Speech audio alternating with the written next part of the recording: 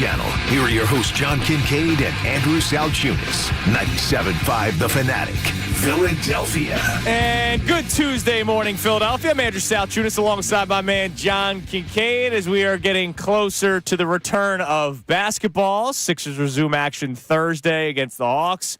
Obviously, the Flyers still off for some time because we have the Winter Olympics going on right now. And first full team workout took place at the Baycare Ballpark yesterday. Johnny, good morning. And the pictures looked absolutely stunning. Heavenly. I was texting with some people who were in attendance, and they were like, it was a little windy, but was funny something that you said, that the Hawks, there were Hawks. There were seagulls. Oh, the gulls in the background, but there were hawks, too. There were really? A lot of bird activity yesterday for whatever reason all over the park. Well, they flocked south for the winter, John. Go Birds. They were circling. Exactly.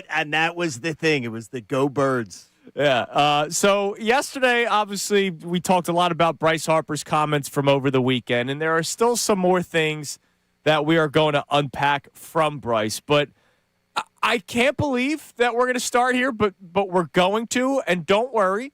For those of you who may not want to have said conversation, we have a secondary topic in regards to what we're about to play. What was it last week where we played something and we couldn't believe that we played? Oh, it was Cowherd saying nobody in the NFL, not a single person in the NFL would take Jalen Hurts over Sam Darnold. Which was a dope. Look, Colin had a bad writer that day. Bad writer that day. It was one of the days. It was Tuesday when Amy was in, because then we replayed it for Amy, and we're sitting there going, "Come on, man, Colin." He really said that. Like, he went on his show. God bless him, making tons and tons of money, tons and tons of viewers and listeners. Yep. And said that not a single soul in the NFL, not a single executive in the NFL would take Jalen Hurts over Sam Darnold. Where people wrote off Sam Darnold like 3, 4, 5 years ago. But because he had the incredible resurgence in 2025 and, of course, wins the Super Bowl in this past season, now all of a sudden he's Joe Montana. The way people are talking about Sam Darnold. Yeah, it just goes to show, though, you see, sometimes you can make a lot of money and stop working hard. Sure. Because that's a lazy take. Well, that's a lazy take. I wouldn't say it's a lazy take. It's a take. No, it's a lazy take. There's no way. That's ridiculous. That's what he believes. He's entitled to his opinion, as crazy as it is.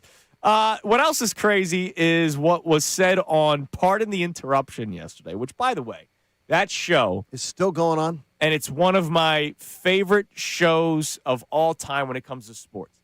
You and I do something every single day after the show on our YouTube feed called Post-Show Headlines. Post-Show Headlines was kind of, a copy of sure, PTI. Absolutely. No question. We discuss 5 topics. We do them 2 minutes apiece sometimes. And then, we're done. The show PTI for probably 25? They've at least been doing 25 years, if not more. Yeah, at least. Have been doing the same format, and they were well ahead of their time, right? Yes. Doing the 2-minute topics before the world lost all attention span, because that's where we're at. So yesterday on PTI, Michael Wilbon and Tony Kornheiser, still going strong, still going at it. We're talking about Bryce Harper, because Bryce Harper, even though we have talked about his play maybe declining in recent years, is still a face. Is still a face of baseball, is still a face that every single fan base knows who Bryce Harper is. There's no, who's that guy? I don't know who that player is. You know Bryce Harper, not just the name. I think people actually know the face of Bryce Harper. If he's on a commercial in Chicago, a Cubs or White Sox fan can say, that's Bryce Harper. He Correct. Still has that draw. Well, I mean, as far as draw, I mean, people know his name. Yeah, absolutely. Sure. He's still there. And so it's a national topic. What was said by Bryce Harper over the weekend, which was still in response to what Dave Dombrowski said way back in October when he called him not elite, and Bryce Harper said, it is still wild. The words that he used over the weekend, it is still wild that he said that.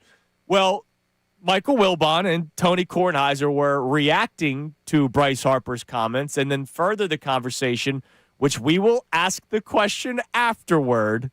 And I know it's going to get clipped, and I know people are going to get pissed off. Wait until you hear our answers, hopefully. Here's the PTI crew talking about Bryce Harper.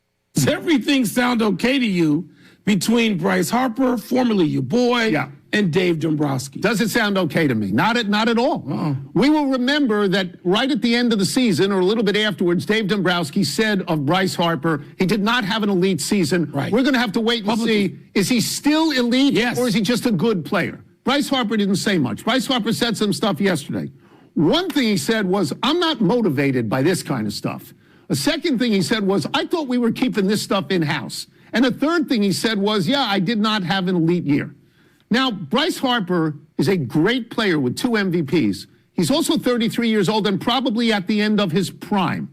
Dave Dombrowski has had, 6,000 jobs as an executive in Major League Baseball. Pretty good at this one. And has been really good at most of them. So I'm going to say this to you, Mike. I will not be surprised if by the end of the year, one of these guys is gone from Philadelphia. I'm going to beat you to it a little bit in terms of timing.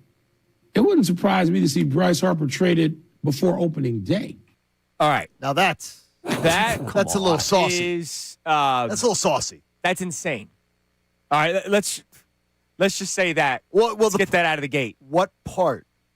That by opening day, right? Yeah. Okay. I think that's. We all agree that's the saucy. And part. the fact that he says I wouldn't be surprised. I know there are sayings that we just throw out there like all the time. Like, yeah, I wouldn't be surprised. You mean to tell me if breaking Michael Wilbon's preparing for PTI one sunny day, okay, and he's in the chair getting ready, and a producer comes in and goes, "Oh my God, the Phillies just traded Bryce Harper." He would go, "I saw that one coming." He wouldn't be surprised, or he'd be the only guy in the country that would be. I would be stunned, shocked. Whatever word you want to use, if Bryce Harper were to be traded before opening day. I'd be stunned and shocked if he was traded before opening day. I wouldn't be stunned and shocked if he was traded. When? At some point here if you told me before the end of 2027, I would not be shocked at all. Before the end of calendar year 2027, he was traded, even though I don't think there's going to be baseball next year. Right. If you told me... Forget that the lockout is happening. If you told me by the end of 2027, I would not be shocked. I would still be stunned. I would not be. Too. Yeah. I would not be. I'd be more stunned that I don't think there's going to be a ton of takers for the contract down the line. Sure, that contract could be part but of it. I do believe he will... I believe he's going to work his way to Vegas for the end of his career. So I think that's going to be part of his. Could I don't happen. think he's going to end here. I think. How about this? Is this saucy? I think there's zero chance he's ending his career here. Zero chance is strong. Like I think don't he's going it's to go. crazy to say I he think would he's eventually going to leave because I think the Phillies will want out of the contract, and I think he wouldn't mind. If he gets to go to his hometown and help the A's establish their franchise there with a name brand. Sure. Not that they're going to need it on the Strip, as the Raiders have shown, selling out every game, as the Golden Knights show, selling out every game. Right. They don't need to do it to sell tickets. The A's are going to sell tickets. Right. But it would be a big thing. Having Bryce Harper be a nice Yeah, ticket. I can see it eventually. I don't see it by the end of 2027. And when you hear Tony Kornheiser in that clip saying he wouldn't be surprised if one of the two are gone at the end of this year, that I see more likely. I think Dave's gone at the end of this year if they don't win in the playoffs. Well, that's the thing. I think he's gone. I see what Tony Kornheiser says as being much more likely, but I see it as only one guy. I don't see Bryce Harper leaving at the end of the 20s. If John Middleton, because let's face it, it's his club, it's his baseball It's a good team. club. Good club. If John Middleton had to sit down and make a decision between Dave Dombrowski and Bryce Harper, who do you think he's moving on from? He's moving on from Dave Dombrowski. He's got Preston Mattingly waiting in the wings. I know you're very excited about him. I'm excited. Well, I'm more excited because I don't even know Preston Mattingly. I've had 2 conversations ever with Preston Mattingly. Yeah. But I can tell you is people in baseball circles that I've talked to are excited about Preston Mattingly, and that makes me excited for Preston Mattingly. It's like Sean Mannion. When people I don't know who Sean Mannion is as an offensive coordinator, but when the league talks about this guy being the next big thing, offensive mind, you have to listen to the people that know. I've been told when Preston Mattingly takes over this franchise, it will be a different franchise. Sure. He has a different approach. He has a different belief system, a different way of doing business. And so I'm very excited for that day to happen because Dave Dombrowski has exhausted me. I'm done. I'm exhausted. Living off of his resume, man. So I will throw the question out to start. But don't worry, I have a secondary question because Okay. I don't know how many people out there are going to say yes, but would you trade up Bryce Harper? Like, Well, that's such a vague. Can you put any kind of guardrails on this? Would you trade Bryce Harper for what? Because, yes, I would. Tell me what I can trade him for. I don't know. Well, that's the thing. It's like, you can't just say no because you would trade Bryce Harper. Even you would. Yeah. If there was a good deal for out there. Shohei Ohtani. No. You know what I mean? Really? Well, first off, that's not congruent because Shohei Ohtani is a elite player, and he's a totally different transcendent player. If you had a chance to get younger, more athletic, young talent, and free up, unblock the blockade that this franchise is in with old guys and long-term contracts, I would listen to anything. And I don't think he's happy with the direction of the franchise. I don't think he's happy with it at all. Neither am I. No, we aren't either. And no. Neither am I. Yeah, but wait a minute though. Here's the difference. You and I have had nothing to do with the failure of the franchise. He has. So he has. He's had chances to make the franchise successful. He has. When he's had opportunity, in 2022 he did, in 2023 he did. He's had chances to come through and to do other things to elevate this franchise at times too, where he hasn't come through. So unlike you and I, we're frustrated with it. He's had opportunities where he's come up small, big time small, for a franchise player. So to me, there's a difference between us being frustrated as fans and him being frustrated because this organization has there's been enough to win. Sure. They've been right there with a chance to win. They should have beaten the Dodgers last year. They were right there. They blew it. Dombrowski would tell you. They blew it. They blew that series. The Dodgers were the better team, and the Phillies made a lot of mistakes. The Dodgers they've been making all year. The Dodgers were the more talented team, and the Phillies blew that series. Sure. If they could do routine things in Game 1, they're up 1-0 They come back for a Game 5. Because this team's all about routine. Well, no, they couldn't. Well, what I'm saying is, so that means the team right there, they should be able to do routine things to win a game. They didn't. That's bad. Yeah, that's but Trey bad. Turner throwing home, that's not Bryce Harper's fault. I got you. Well, what about Bryce Harper not coming through in the clutch and getting clutch hits? How about Bryce Harper not swinging at strikes? How about the Mets not throwing him strikes? He swung at 2 strikes in the Mets series when he made his outs. He swung at 2 strikes. Sure. He was also one of the better players in the Mets series. Look, all right, here's the deal. Because we don't have terms. There's no, packages out there for Bryce Harper. Exactly. Let's just say it this way for conversation purposes.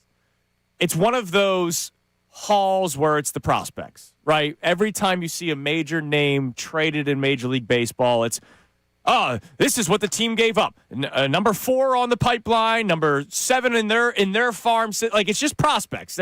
You're not getting major league players that are it's not like the NBA where you're trading max contract player for max contract player. You're still getting somebody that you go, all right, this is an all-star player. No, it's a crapshoot. Exactly. You're doing the opposite of what I like to do in baseball. I don't like to trade for prospects because I'd rather get the proven player. And regardless of Bryce Harper's potential decline, he is a proven player. Bryce Harper's a proven player. And he's a very good player. He is a very good player.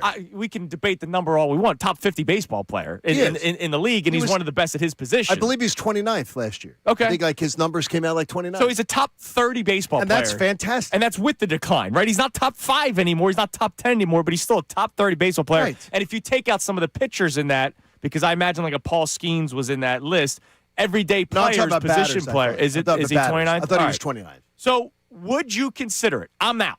I'm not considering trading Bryce Harper for a bag of prospects. I would not do that. Even though I think Wilbon's crazy, let's just go with the world that there is a possibility that he would be traded because of all the nonsense that's circulating in the Phillies right now. I would not do it. I wouldn't even consider it right now. Connor, I know you're going to say the same thing. You're not considering it? Yeah, I'm not even thinking about it. And there's more to this because you can't just do, hey, you'd get a bunch of top prospects. Bryce Harper has a full no-trade clause. So he would be running the decision of where he ends up going. He would have to waive that to go to a certain team, which means you wouldn't be able to go out to the open market and be like, what do you offer? What do you offer? What do you offer? You'd have to go to Harper. He'd have to pick his spot. And you'd have to take what that team was willing to offer, which means you're not even getting the best return for him based on his contract caveats. Yeah, but There's top no prospects are top prospects. Like, even if he narrows it down to 5 teams, the executives could get creative with, all right, these are the prospects of these 5 teams. Right, but it'd have to be a perfect deal to even consider moving him, and you're not going to get a perfect deal for a guy with no trade clause. The longer you hold on to him, just so you know, the longer you hold on to him, the worse that contract gets. Yeah, no, I get it. But And you're going to end up down the road of Embiid, where the contract then just becomes an albatross that nobody wants. But teams that are competing for a World Series don't trade their best player. It's not how it works. And right now there's a championship window, so I wouldn't even consider it. Okay, I don't look at either one of you side eye with that at all, because I believe they have a chance to win a World Series this year. As down as we may be, I don't believe they have absolutely I don't believe they have a great chance. I believe they have a chance. Now, show me what Wheeler's got. Show me what Andrew Painter is. Then I could tell you, yeah, I think they have a really good chance. I could be moved. They have a chance, though. This is a World Series chance team. Yeah. So I'm in on it. This is not the Eagles' 0% chance. No. They absolutely have a Sure, they chance have a despite chance. how we feel. So, look, would you even consider trading Bryce Harper right now? 610-632-0975. But if you don't want to entertain that conversation, that's fine. I get it, because And none of us do, right? So that way the clickbaiters can't say, "Oh, look at them. Look at what they're doing as content." But you know what's going to happen. It's going to get clipped because we have a great team in the back there, Austin Jones and Sean Robin. It's going to get clipped, and people won't listen to it, and they're going to think that we're trying to trade Bryce Harper. It's just crazy. Like, it was said on national television, so we're reacting to it. But if you don't want to entertain it, do you realize that we've crossed the midway point of his 13-year contract? Right? Last year was year 7. We have crossed the midway point. Yay. Has it been worth it for you? Yes. Absolutely has. 100%. As far as, but the problem is, the first part has been. The back end won't be. All right. Has the back end won't first be. part been worth it? Yeah, but the back end can't be removed from the equation. The first part has been. It's been exciting. It's been fun. It has been a resurgence of interest and excitement. But we still got, 6 years left? Yes. And at least 3 of those are going to be. And to me, that's going to suck, because you're going to have a bunch of other guys that are, unfortunately, I think, going to be colliding with that type of thing too. Unfortunately, it's the way it's set up right now. We don't even need to look at the back half of the contract. There are going to be people who text this show and call this show today that say it was not worth it doing that deal because they haven't won a ring. Yeah. And that's what he was brought here to do. And you're right. I mean, there will be people that will say that. Like, what has he won? That was a big thing that was being tweeted out last year. What has he won? I will always look at Bryce Harper as being a clutch player. I will always look at him as being a clutch player, because there's been enough clutch moments. I need to see more of them, and there has been a decline in them. I think he is a declining asset. But the decline has only taken him from being super elite to being what is a very, very good top 30 baseball player. Exactly. Yeah. So there's a difference between him and JT Realmuto. JT Realmuto is a different kind of decline. There is a completely different equation there. But to me, I will always look at Bryce Harper as like worth the investment, and that I think Bryce Harper cares. And to me, his rehabs, the way he busted his ass to get back, there's going to be a level of respect that I have looking back at his career. It's not just going to be for me Bedlam at the bank. It's not just going to be to me thinking of him with Arcia. Though those are going to be the 2 burned-in moments. I'm always going to look at it as a guy, he cared enough to say, oh, they told me I'd be back in June? Well, I'm getting back a month early. They told me I'd be back here? I'm coming back 3 weeks early. Because that's his dedication to his craft, his dedication to his team, and in turn, I think that's a dedication to us. Yeah, and I think that's a dedication to John Middleton, too. John, I'll go before all of those moments that you're talking about. He brought baseball back to Philadelphia. yeah, dude, 10-year playoff drought. He absolutely brought the energy and the excitement and the eyeballs. And it wasn't just because he put on a Phillies uniform, because we've seen Anthony Rendon, right, get signed by the Angels, and you're thinking, all right, big signing for the Angels, and then the guy admits that he doesn't like baseball. Right, so like Bryce Harper not only put that Phillies uniform on and said, I want to bring a championship back to Washington, D.C., because he misspoke during his press Hey, conference. he did it. He did because they won like the very next year. But he then brought life back to Citizens Bank Park, not just because he signed a contract and people wanted to go see him in person.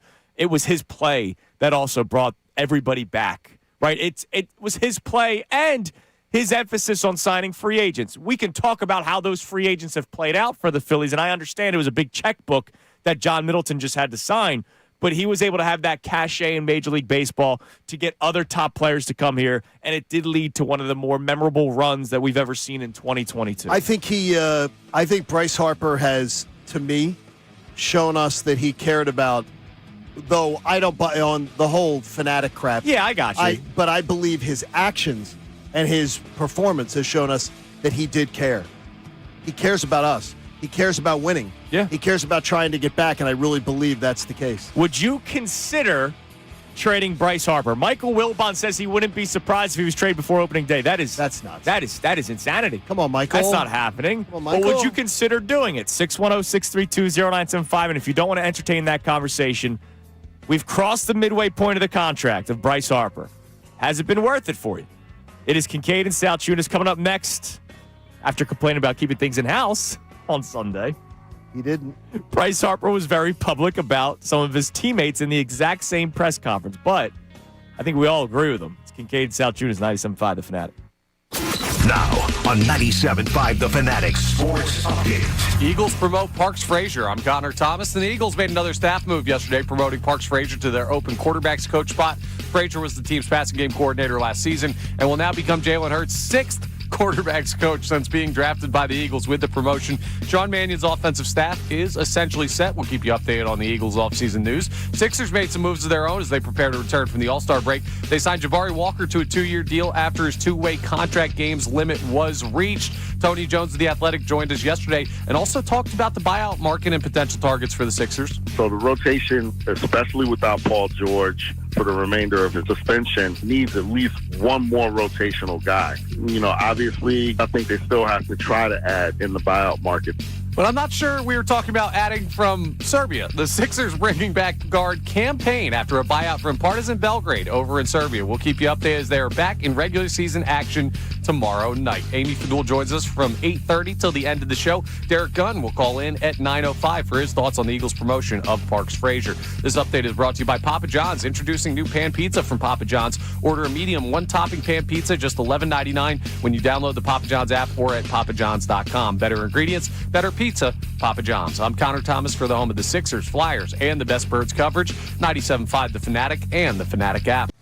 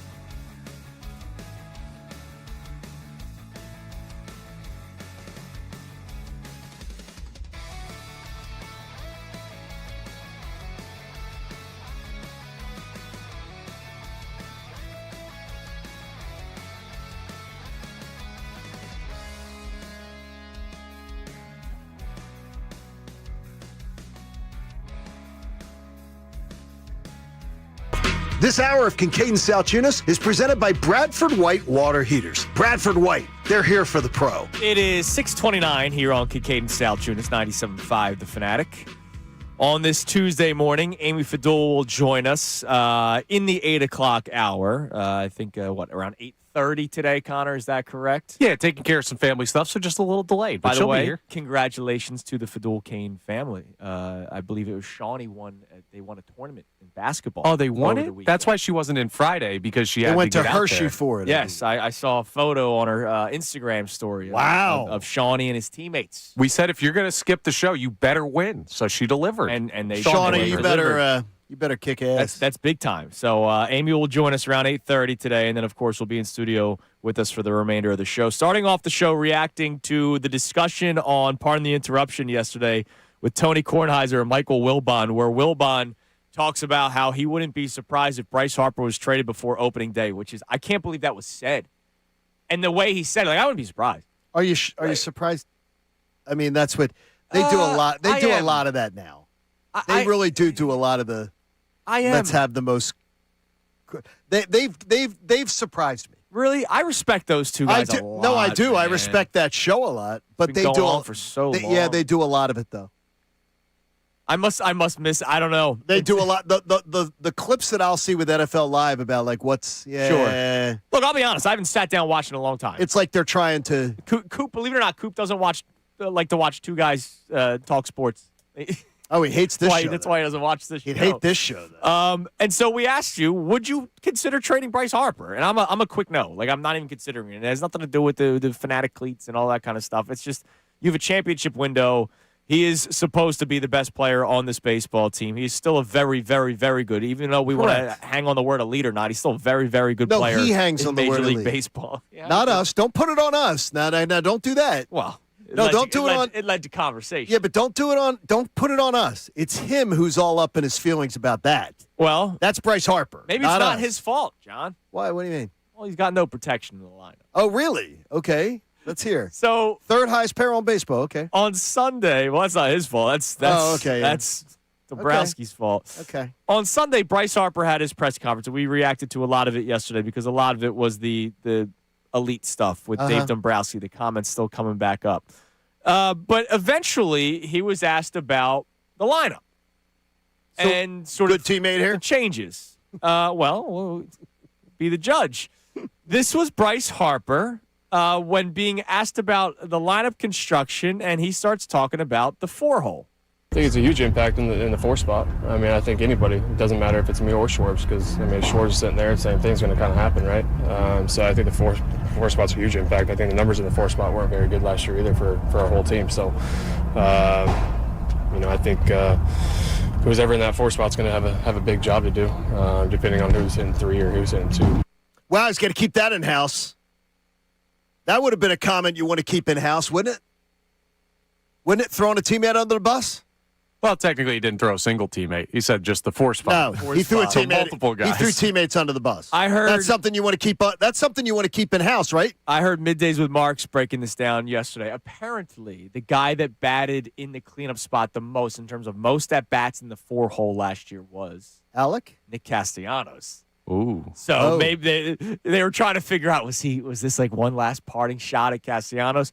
I don't think so. I think he's speaking on what we all know and what we all see. So it contradicts the in-house thing because Alec Boehm did bat cleanup at times last year. JT Realmuto, I imagine at some point in the 162-game season batted cleanup. So we all saw it. We saw the results. We saw that it was a problem. He's not. And we don't disagree. He's not we're not lying. disagreeing. It's just the contradiction of trying to keep things in house, and yet you're kind of calling out some of your teammates that are still on the roster. But he's not wrong.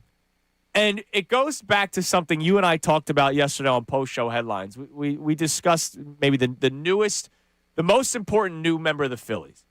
And we came down to either Garcia or Brad Keller. And to me, it was Garcia just because Garcia's got to be the guy that fixes that issue. Or at least he's the guy that's been given the task to fix that issue. And to me, it was Brad Keller. Right.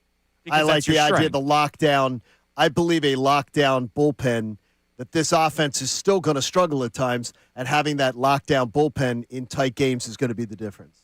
Hopefully the difference. Yeah, Let's put it and that I way. imagine it will be most times. I feel good about this their. season.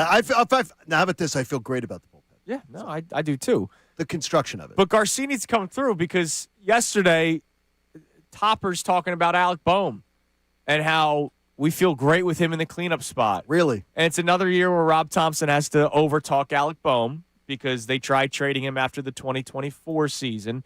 And, obviously he's a great mindset in camp. He's here. He's ready to go. They had to overtalk Alec Boehm to try to, I guess, maybe put out the message that they believe in him.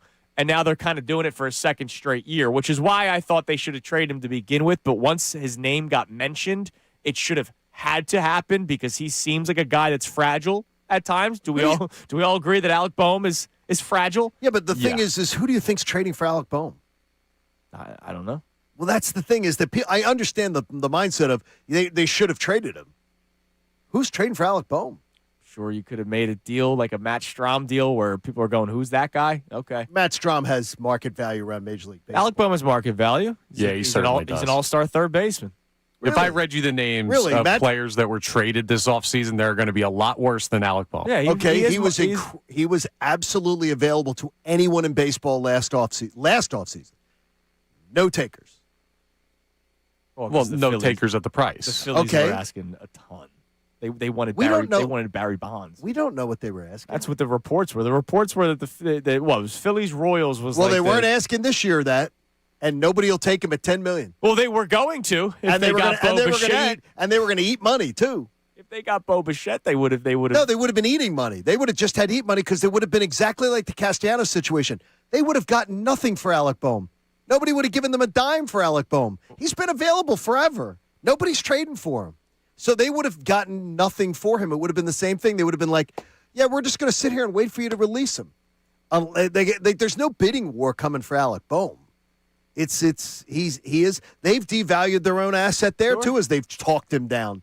And this is all Dave Dombrowski, man. Yeah. It's all Dave Dombrowski. It's Alec Boehm too. Like don't get me wrong. It's Alec Boehm's bad performance, but it's Dave Dombrowski. Yeah, but bad performance in the 4-hole. Like, I stand by it. He should have batted 7th? Sixth, 7th is the good spot for him. We'd be fine with that. If he could move slightly, I would bat him 2. He's like a great 2-hitter because he can spread the ball all over the field, but he can't run. Great? Like, he's yes. Yeah, he's like prototypical. In today's Major League Baseball, he is great as a 2-hole hitter, 6-hole hitter that can put the ball in play. I would think somebody would want to trade for him then. Well, now the Phillies can't. The Phillies need him. Unfortunately, the Phillies are desperate to hold on to him because if you did trade for him after not getting Bo Bichette, you don't have a third baseman. You're going into the year with Edmundo Sosa as like a bridge guy until Aiden Miller comes up eventually. Like, that's where we're at right now. And so when Bryce Harper has those comments about the 4-hole, I get it. It contradicts the whole in-house thing, but he's not wrong. It's a problem with this baseball team that has been a problem for way too many years. Honestly, since Rhys Hoskins left, it's been a problem. Yeah, you mean Rhys Hoskins, the manager, is still lamenting that he doesn't have. Yeah, and he hasn't done squat in the Major League Baseball since. So he wishes that it's no. But when he left, he destroyed the chemistry. It destroyed a roster, and it destroyed one of the leaders in the locker room. That was a guy who they seriously needed, and he had a lot of success here. Let's not downplay it. No, I'm saying he's been bad. Like it's been bad since. And as Rob Thompson said, the team was better with him here. Yeah, but I don't think moving on from Rhys Hoskins destroyed. Well, not in 2026 it didn't, but at the time that they did, it most certainly caused them problems. They don't like it, and it didn't, and it certainly has not played out well. I don't know. It goes back to Bryce Harper wouldn't have played. They have not had a good roster construction in the lineup since. And he hasn't done anything either. He hasn't been in this lineup. Won the most games of baseball. I don't think Rhys Hoskins not being here is the reason why the roster is the way that it is. Yeah, I totally agree. That's how I feel. And that's fine. You guys can feel any way you want. The manager feels otherwise. The guy who managed, he wanted him here, but Bryce had to play first. Remember, Bryce had to play first. So Bryce is the one who made that decision. Again, a guy who didn't keep something in-house. Mr. In-house didn't keep it in-house. He's the one who got him out of town. He made that move. That was his move. because he took his spot. At the time, he needed to play first base. He didn't need to.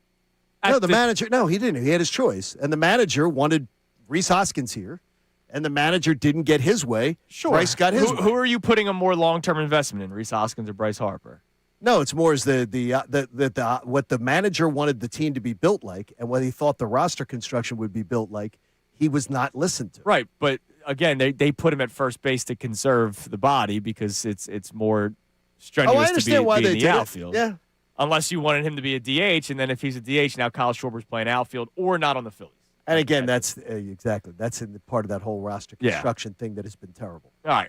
What do we got on the text line, Connor? You can text the show at 610-632-0975. Would you even consider trading Bryce Harper after what we heard on Pardon the Interruption yesterday? And if you don't want to entertain the conversation, we have crossed the midway point of the 13-year contract for Bryce Harper. Has it been worth it for you? What do we got? Yeah, so I want to put this out here. Most people are saying absolutely not, just like we said in the opening segment. Correct. But we do have people saying they would. And this texter says, I would trade Bryce, but not for nothing. I'm so tired of the same old, heavy emphasis on old team. Yep. All right, so I get it. You wouldn't trade him for nothing. And nobody's saying that the Phillies are trading him just to get rid of the contract. You would acquire...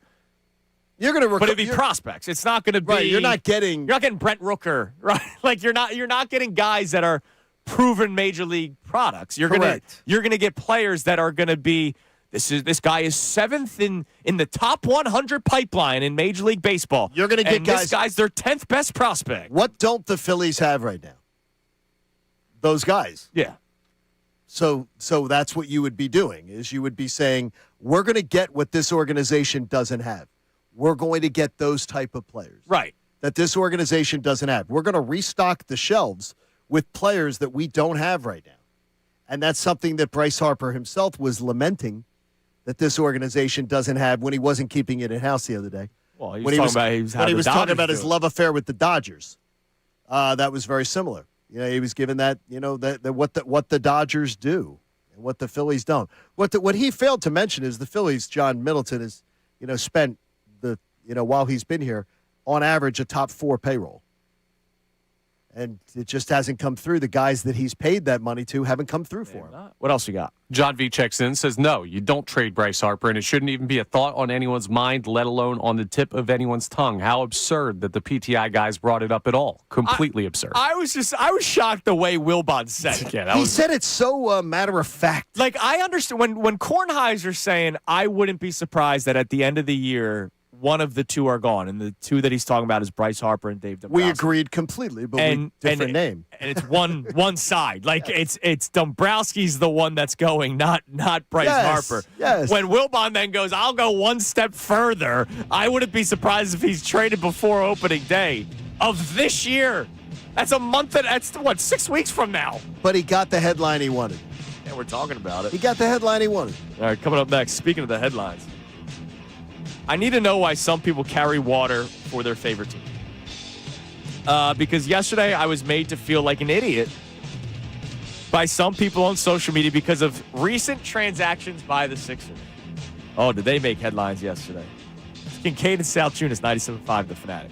All right, let me tell you that Dan White and Associates, with almost 4 decades of service under their belt, have created quite a legacy for themselves by specializing in retirement and financial planning. And what does that do for you? Well, what it does is it helps you create income in retirement that's going to help you support the lifestyle that you want to live, that's going to help you find certainty in your financial future. Now, look, for me, it's about a lot of golf, a lot of beach, a lot of relaxing in retirement. I don't know what your plan is. Or your plan could right now be just having a good financial approach. Maybe you're 25, 30 years out.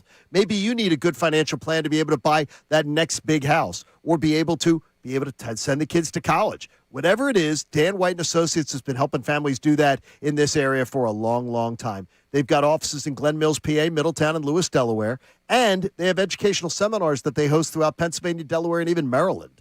And they'll offer you a complimentary, no-risk consultation. If you want to be a passive listener, go to one of their educational seminars. Have a fantastic meal, listen to the seminar, and then say, yeah, I'd like to have my complimentary no-risk consultation so I can privately discuss my finances with you. It won't be intimidating, and I can promise you they've got some great answers and some great plans, and it'll be customized to you. That's Dan White and Associates, danwhiteandassociates.com on the web.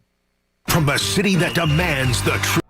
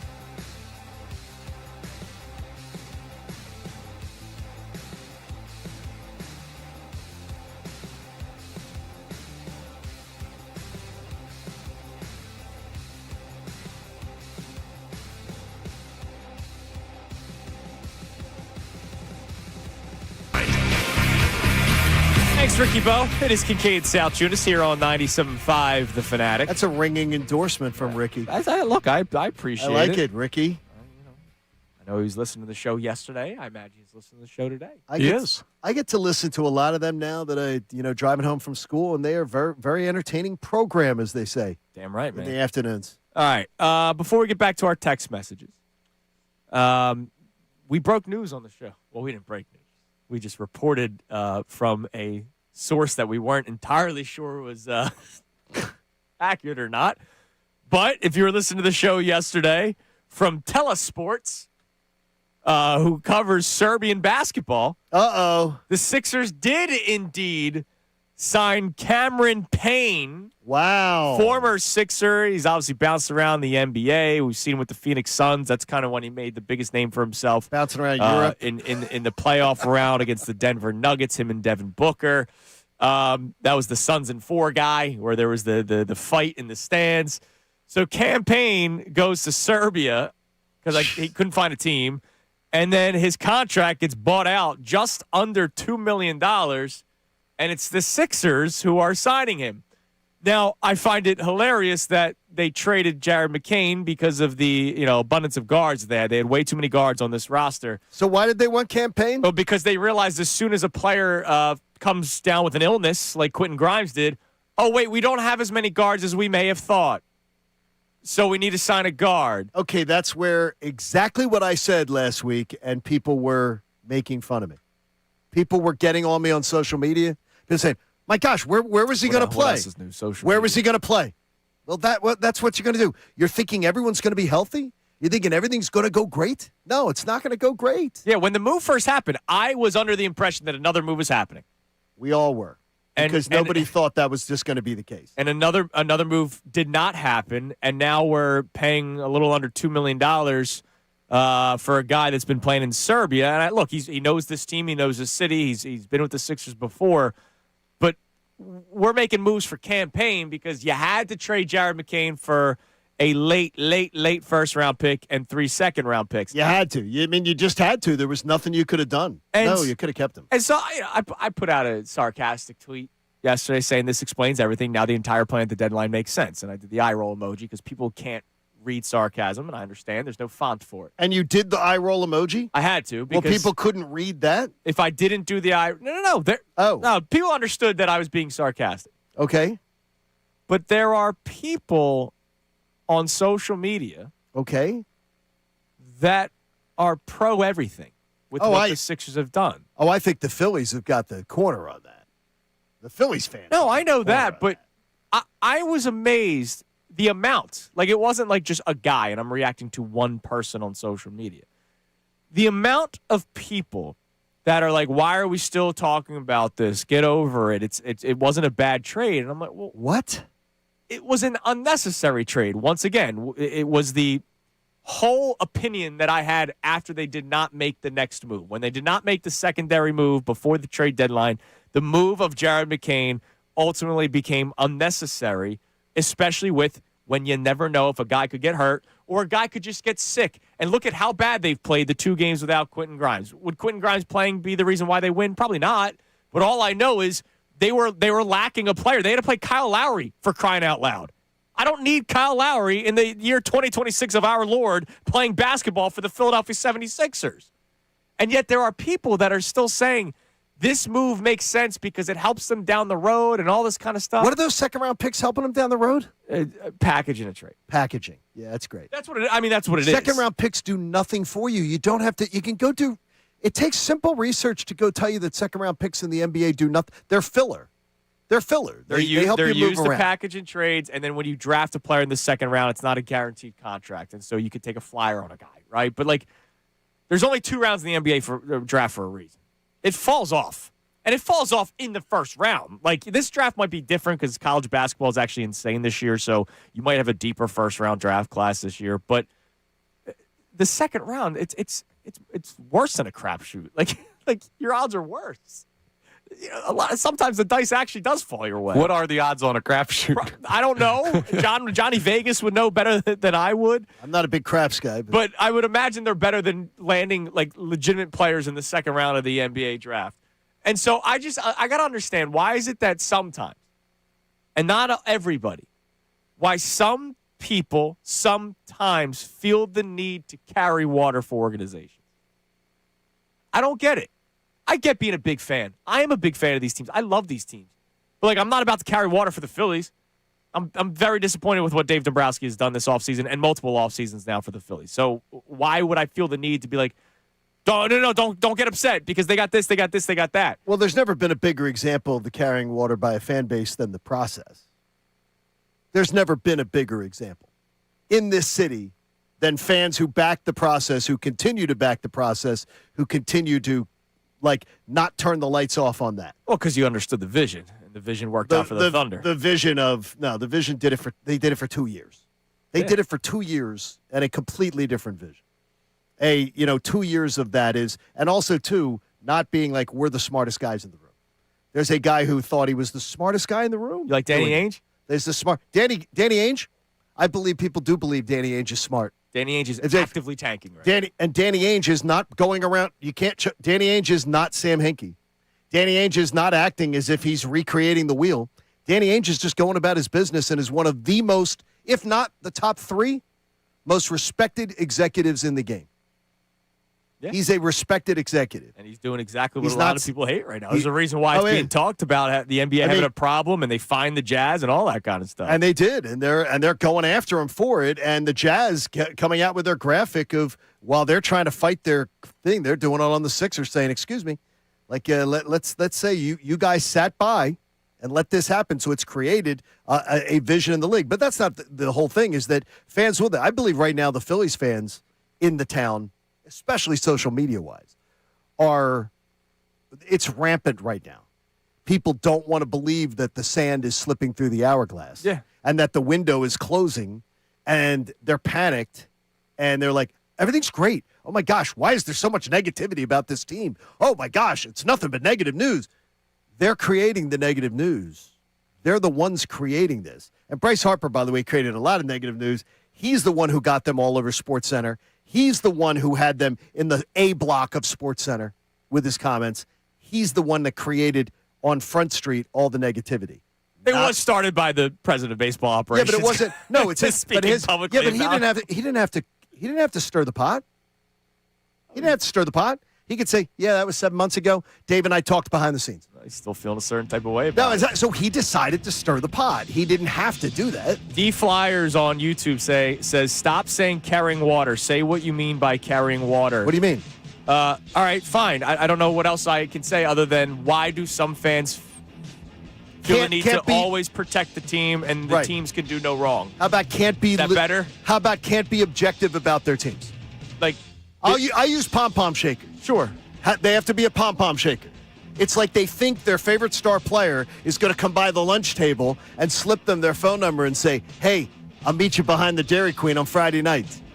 That's what they're thinking. Hey, talk ball? My favorite player is going to see me on social media and love me.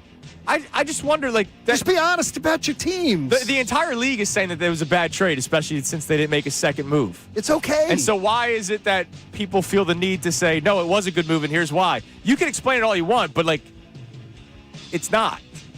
All right, you can text it, 610-632-0975. Calling as well. Coming up next, back to the Phillies, back to Bryce Harper, who is very excited for someone to hit behind him in the order. He's not on the Phillies, though. It's Kincade Salciunas, 97.5 The Fanatic.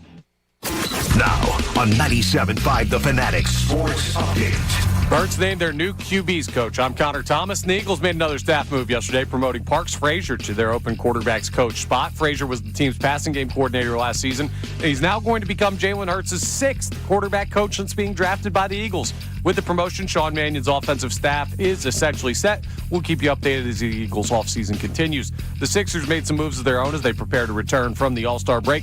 They signed Jabari Walker to a 2-year deal after his two-way contract games limit was reached, so he will be back in action when they play tomorrow night. And they also explored the buyout market. Now, we weren't expecting them to go to Serbia to do so. They're bringing back guard Cam Payne, who had a previous stint with the team after a buyout from Partizan Belgrade. We'll keep you updated as they are back in regular season action tomorrow night at home against the Hawks. Amy Fadul will join the guys coming up from the 8:30 time until the 10 o'clock hour. Derek Gunn calls in at 9:05 for his thoughts on the Eagles' promotion of Parks Frazier. This update is brought to you by Staples. Staples has hot deals and low prices on everything for your business, like up to $125 off your print order. Ends April 18th. Exclusions apply. Visit staples.com/print for details. I'm Connor Thomas for the home of the Sixers, Flyers, and the Union. 97.5 The Fanatic and the Fanatic app.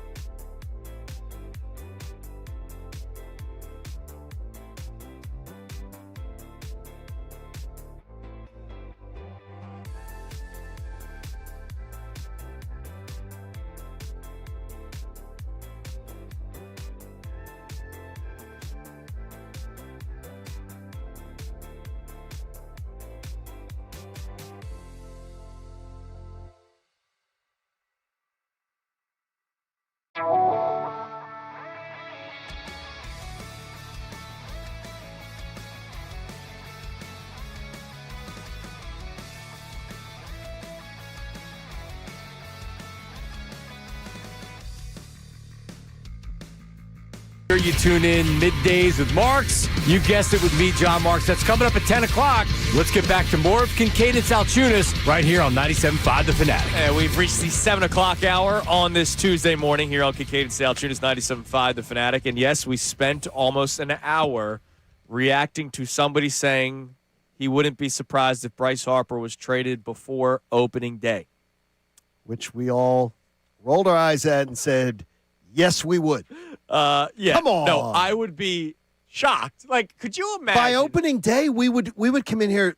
That's 6 weeks from now, right? It would be outrageous if that happened. Could you imagine Connor hits the breaking news sounder and says Bryce Harper's been traded to whoever? Like, I would be speechless. Would it be more? Well, it would be more shocking than the day he signed here, because of the fact that you were anticipating there was a great chance he'd sign him. And if you didn't sign Harper, you got Machado. Like, you wouldn't get a player in return. You would be getting prospects. Correct. And it's a championship window right now. Like, what are we talking about? Yeah, you just gave Kyle Schwarber a monster contract. You just signed a 35-year-old catcher to a 3-year deal, and then you trade the face of the franchise before that season starts. Because they're planning for the future. Yeah, sure they are. Yeah, they really are. That's what basically really Daryl Morey did. Yeah, why have this piece on my bench that actually could help this basketball team that's in the future? That's under club control, not getting paid like any money, but we got to get under the luxury tax because my boss told me so. With a high ceiling compared to Campaign. Yeah, I mean, Campaign. Well, Campaign does not have a Campaign. We already know what the ceiling is on Campaign. I like Cameron Payne. No, he's a guy. But he's a guy. We don't know. We already know the ceiling on him. We do not know the ceiling. Yeah. Which is bad. Well, Campaign's not the replacement for Jared McCain, right? He's the right now Band-Aid, but it's not like they're looking at a long-term thing with Campaign. But the thing is... Right, no, but he's the replacement for him this year. He's the replacement for him this year. Yeah. If a player gets hurt, if a player gets sick... He's the replacement for him this year. You need a guy that hit a couple threes off the bench because Jared McCain could shoot. Cameron Payne can shoot. It's one of the things... It's ugly. It's one of the most horrific looking shots ever. Oof. I'm excited to watch it again. But it goes in. You are? Yeah, I am. I love the guys with like it the ugly defies logic. You're like Sean Marion. God, we should go shoot hoops sometime, man. Listen, man. Because an unfolded lawn chair would look better than my shot. Listen. You're pure terrible from beyond. Yeah, pure terrible. All right, so in case you're wondering, what are these two knuckleheads talking about with this trade Bryce Harper thing? So yesterday on Pardon the Interruption, still going, man, 25 years strong. It is. Credit to them for being way ahead of the curve. Whoever created that show, credit to them, man. Way ahead of the lack of attention span society that we live in now. They started talking about Bryce Harper because Harper made the national news with the comments that he made on Sunday. And so here's Kornheiser and Wilbon talking about it, and then listen to what Michael Wilbon had to say toward the end of the clip. Does everything sound okay to you between Bryce Harper, formerly your boy, and Dave Dombrowski? Does it sound okay to me? Not at all. We will remember that right at the end of the season or a little bit afterwards, Dave Dombrowski said of Bryce Harper, he did not have an elite season. Right. We're going to have to wait and see, is he still elite or is he just a good player? Bryce Harper didn't say much. Bryce Harper said some stuff yesterday. One thing he said was, I'm not motivated by this kind of stuff. A second thing he said was, I thought we were keeping this stuff in-house. And a third thing he said was, I did not have an elite year. Now, Bryce Harper is a great player with 2 MVPs. He's also 33 years old and probably at the end of his prime. Dave Dombrowski has had, 6,000 jobs as an executive in Major League Baseball. Pretty good at this one. And has been really good at most of them. So I'm going to say this to you, Mike. I will not be surprised if by the end of the year, one of these guys is gone from Philadelphia. I'm going to beat you to it a little bit in terms of timing. It wouldn't surprise me to see Bryce Harper traded before opening day. Now, here's where these guys don't work here. They mentioned that Bryce Harper, they mentioned the Dave Dombrowski comments. They don't mention the whole soundbite where Dave Dombrowski compared him to Freddie Freeman. I would love to hear their conversation is, they compared him to Freddie Freeman. You love Freddie Freeman. No, it's the truth. Do you have a poster? No, wait, it is the truth of the, you guys don't want to have an honest conversation on it. You wouldn't even play the full soundbite. I don't disagree. But the thing is, you can't have, those guys are having that conversation, and they're presenting it to the country as if Dave Dombrowski said he's not elite anymore. They don't present the whole soundbite where he says even a guy like, use an example, a guy like Freddie Freeman, who used to be and had elite numbers, who now has elite moments, but isn't elite anymore. And Bryce Harper somehow is offended being compared to Freddie Freeman. That adds context that's necessary to the conversation. He did not wear a T-shirt that says "Not Freddie Freeman." Well, he no, wore a T-shirt that says "Not elite." Because that's his agenda to play the victim. That's his agenda to try to spin something because his first 2 attempts to get a new contract got no fan support here. Sure. Nobody understood it. Nobody rallied to his fan support here because everybody was like, "No, dude. How about delivering a championship? Then we'll talk about renegotiating a 13-year contract that you're the one who signed it. Then you do it. It says you can't. I'm not into. If you guys are into that, because that is the definition, by the way. That is the definition of clickbait. That's the definition of taking a partial soundbite and commenting on it and saying this is what was said. No, that wasn't what was said.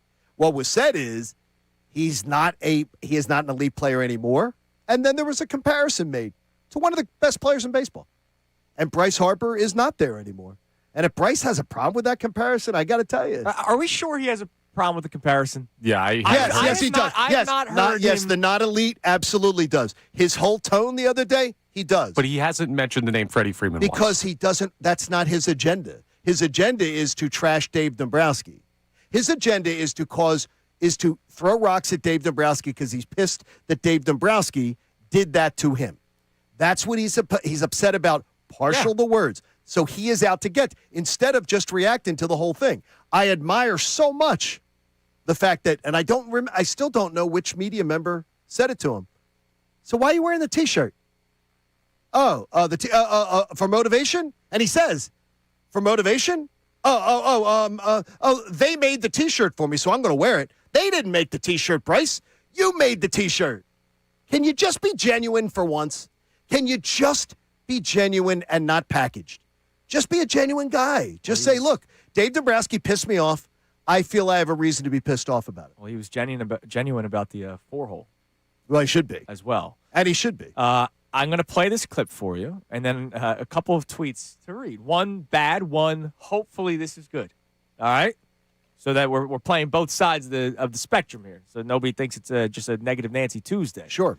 This was Bryce Harper also on Sunday talking about the cleanup spot. I think it's a huge impact in the 4 spot. I mean, I think anybody. It doesn't matter if it's me or Schwartz because, I mean, Schwartz is sitting there and same thing's going to kind of happen, right? So I think the 4 spot's a huge impact. I think the numbers in the 4 spot weren't very good last year either for our whole team. So, I think who's ever in that 4 spot's going to have a big job to do, depending on who's in 3 or who's in 2.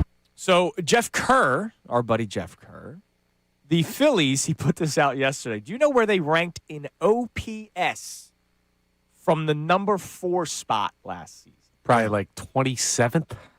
Not that bad. Okay. 19th. 20th.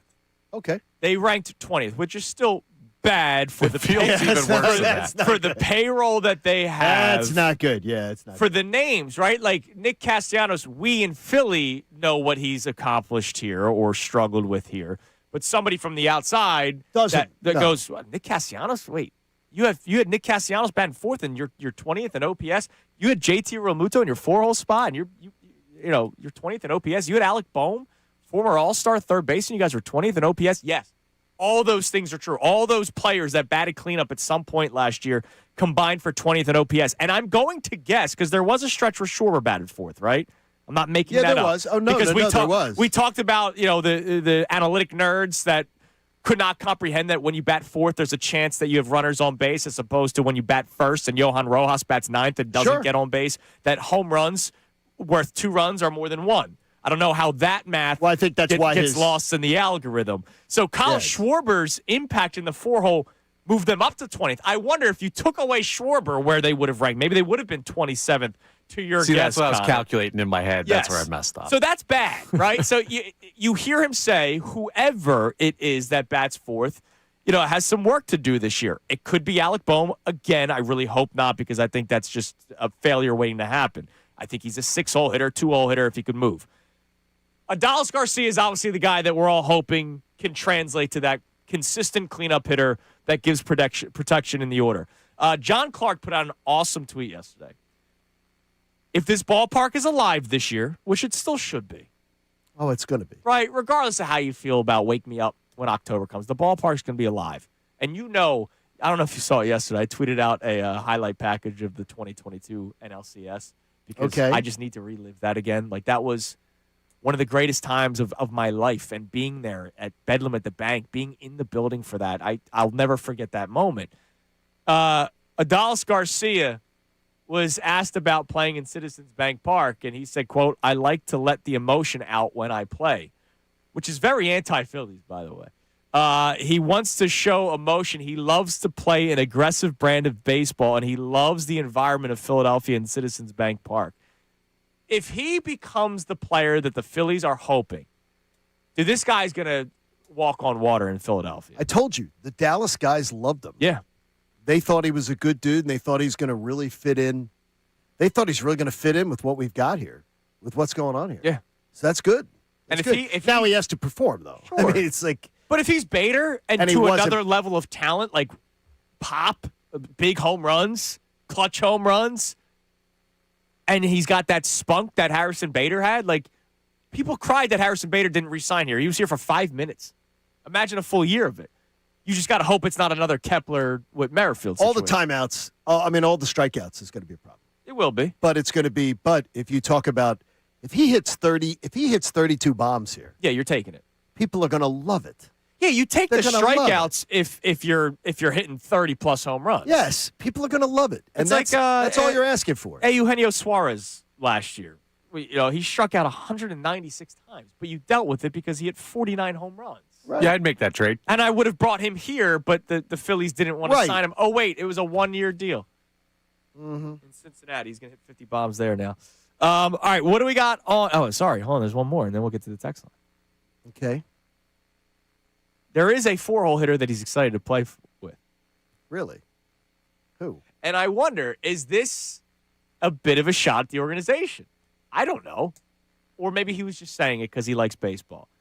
This is Bryce Harper talking about playing for Team USA, Johnny. Yeah, I can't wait representing your country. There's nothing better. Nothing better. I mean, the feeling of putting USA on your chest and playing for something so much bigger than yourself, representing your whole country going in. There's nothing greater. So, and having Aaron Judge hit behind me is going to be a lot of fun as well. So, that's going to be really cool. I'm really excited to play with him and play with a lot of guys on there. Bregman, Bobby Witt, rubbing shoulders with Skeens and Scooble, of course. Just a couple guys. I mean, just really excited to be part of that. Now, Bryce Harper loves baseball, and Bryce Harper will talk up a Brave. Remember, he was yelling at Braves fans for not being able to say Acuna's last name correctly. Like, I do believe Bryce Harper is a student of the game. And he loves the game. He loves the sport Like, he of baseball. loves the sport. So he could have just been saying, like, man, I can't wait to have Aaron Judge behind me, right? Like, that's cool. Did you hear the laugh? He laughed when he delivered it. So- no, so- you so did- can't. so did all the you can't reporters, say that. too. He laughed when he delivered it. He made a face when he delivered it. If you watch the video of it, he made a face when He was talking about having a guy behind him that's going to protect him in the order, which they've not had here since Rhys Hoskins left. Like, from the right side specifically, they've not had that. Yeah, I think there's probably like a 5%, maybe 10% of that answer that could have been thinking about the Phillies. I think 90 to 95 was, it's Aaron Judge. Like, this is going to be sick. I think it's a little bit of both. Like, That's what I'm saying. 5 to 10%. So that was cut 9. All right, in case people want to know the cut sheet that we do, that was cut 9. Cut 11 is the one that we've been talking about more, the 4 spot. So he made that comment and then was asked about the 4-hole in the order and then started talking about the struggles of the 4-hole in recent years for the Phillies, especially last season. So it's on his mind. And he did not hesitate to say we struggled in that spot last year. He did not hesitate to say that. Not at all. And he's not wrong. No, he's not wrong. Let's all be clear here. He's not wrong. He's we not wrong. all lived it. It's just that that's in-house, right? Sure. That's in-house because if somebody on his own team wanted to be sort of butthurt about being called out publicly, that's like being a good teammate and everything, right? I'm just trying to get it straight. Yeah. The rules of being like how things are supposed to be done according to Bryce Harper. I would think that that's something that's not said. You can believe it, but don't say it. I got Don't throw the underachieving teammates under the bus because you're you're the leader. By the way, this all goes back to running it back, even though the Phillies refuse to say it. Yep. Oh, well, they got 24% of the rosters changed. Running it back is not just did you bring back all 25 guys on a roster. Running it back is, are you coming back with maybe the same mentality? Are you coming back with the same lineup construction? And right now, until Adalis Garcia proves differently, because his play has declined the last 2 years, right now there's a chance that Alec Boehm is your opening day cleanup hitter. And we want to make this clear, at least I think I want to make it clear, is that I think Alec Boehm is, to me, if you talk about it all the time, if Alec Boehm was the 7-hole hitter for the Phillies or the 6-hole hitter, I think the discussion of Alec Boehm's Phillies career would be completely different. Totally. And to me, we also, I don't think, would be dying to see Alec Boehm out of town. Yeah. I would still wonder how a 6'5" guy can't lift the ball. I would absolutely do that, but I But also that's just I also science. put that to the Philadelphia Phillies organization that he was brought up in and all the crap they were teaching him. And I don't know that it's been untaught to him, and I also don't understand why you got this hitting coach. Well, no, he did come up through the farm system of hit the home run. No, I get you. There was the Gabe Kapler, Matt Klentak. But whatever mechanics he's been taught, you can maybe get in there, get into the lab, because he should be a much better power hitter. Or there's something that's just not under the hood. He's a guy that just has not been able to, nobody's been able to unlock to where he is. But I don't think he's a terrible hitter. No, if he batted. What is he, a 275 career hitter? Sure. Something around like there. that? Yeah, if he batted 6 for you. If he was your 6 or 7 hole hitter, Not even and by the way, question. I admire the hell out of what Alec Boehm's become. He used to be a bit of a butcher at third base, and he's been tremendous. He's more than adequate now. He's a 279 hitter. That's fantastic. 279. That's better than I said. 287 last year in 120 games. And to me, he's more than adequate defensively. We're talking about him the way we do. If he was your 7-hole hitter, you wouldn't be talking about him this way. Yeah, people won't like this, but he's the best Phillies third baseman since who? Roland? Well, I mean, Pedro Feliz was tremendous he was only here for a short period of time. Feliz was here, what, 2 years? 3 years? It wasn't long before he decided to take his talents to Camden. Was it 3 years? Because he wanted to be Or a 2 river years? shark. That was his life's goal was to be a River shark? Camden river shark. Not many people's life's goal. But the Boehm perspective is so much on what the organization has asked them to do. So it was just 2 years. Just 2 years. Wow. Yeah. Versus He'll always be what he beloved, is. though, right? Yeah, I mean, He'll always be beloved. and look, they brought him more for his glove, Exactly. than his. No, bat, but I mean, Connor, you're talking. If you're talking the whole package, you're I mean, look, he's right an all-star third baseman. It's just he's not where they have him batting is not congruent to what he does. And what they need, their profile doesn't fit. It's So- the disservice to Alec Boehm. Plus, in the argument, he was the 3 or 4 pick in the draft. I want to say 3. He has absolutely not lived up to that. He has not lived up to that. No. Easy. In baseball, he made the majors and was an all-star starter at his position. I'd say that's living up to that. There's been a lot worse. There have been Mickey Moniak. Mickey Moniak didn't live up to. Well, that's the Phillies. Hey, he might in Colorado. That's the Phillies. He's still there. He is not. Yes. Only against right-hand pitching because Yeah, he's a he's platoon not. player now. But it's that whole idea is that like I find myself rooting very hard for him. I don't know why. I find myself rooting very hard for him because I believe he has been put in a lot of bad positions, and I don't know that that's fair. Maybe a lot of that's on the Phillies and the roster construction Yeah. and the lineup. But you're asking him to do and what you've asked of him, I think might not actually be fair. Yeah, I hear you. I mean, look, if he batted 6, totally different. Right? If he story. bats 6, and you always point that out. Yeah. If Garcia is what you hope he can be, Alec Boehm bats 6, your lineup looks so much different. If Garcia hits, and we're saying 32, if Garcia hits 30 and has an on-base percentage of 300, just give me an on-base percentage of 300, play great defense, hit 30 bombs, knock in 85. Yeah, you would take that. Oh, my gosh. I'll take it right now. You absolutely Sign it in ink. Yeah, let me give you a stat line. Sign it in ink. Would you take We already Here you saw go. how low my standards are here. Here you go. Would you take 33 home runs, Well, ding, 86 RBI? ding. No, you don't have to say any more. 33 home runs, 86 RBIs, and the defense that he has played for the majority of his career, done. Signed, sealed, delivered. That is the best $10 million they could have spent. You know who that player is that I'm talking about? Who? That for some reason people go, he was always kind of a bit of a disappointment. That was Pat the Bat in 08. No, I'll take it. I will take that. I would take that in a heartbeat. I will take that. And by the way, Garcia will be a much better defensive player. Yeah, than Pat ever was. yeah, not even. No, I will not take even that. close. Connor, you're right there with me, right? Yeah, absolutely. Yeah, I'm in on that. In a heartbeat. Because you wanted that out of Max Kepler last year. And I'm not sure if he hits We 30. didn't start juicing early enough. You told me you would. If he hits 33 home runs, he may the RBI number may be above. Could be. Might be above 90. With the way these guys get on base, absolutely. All right, coming up next, speaking of running it back, even though the Phillies don't agree with you that they're doing it, Yeah, they are. They are. One player that we legitimately wondered, will he be back or not? He did return, and he spoke this weekend for the first time since a moment that we will never forget. It is Kincade Salciunas, 97.5 The Fanatic.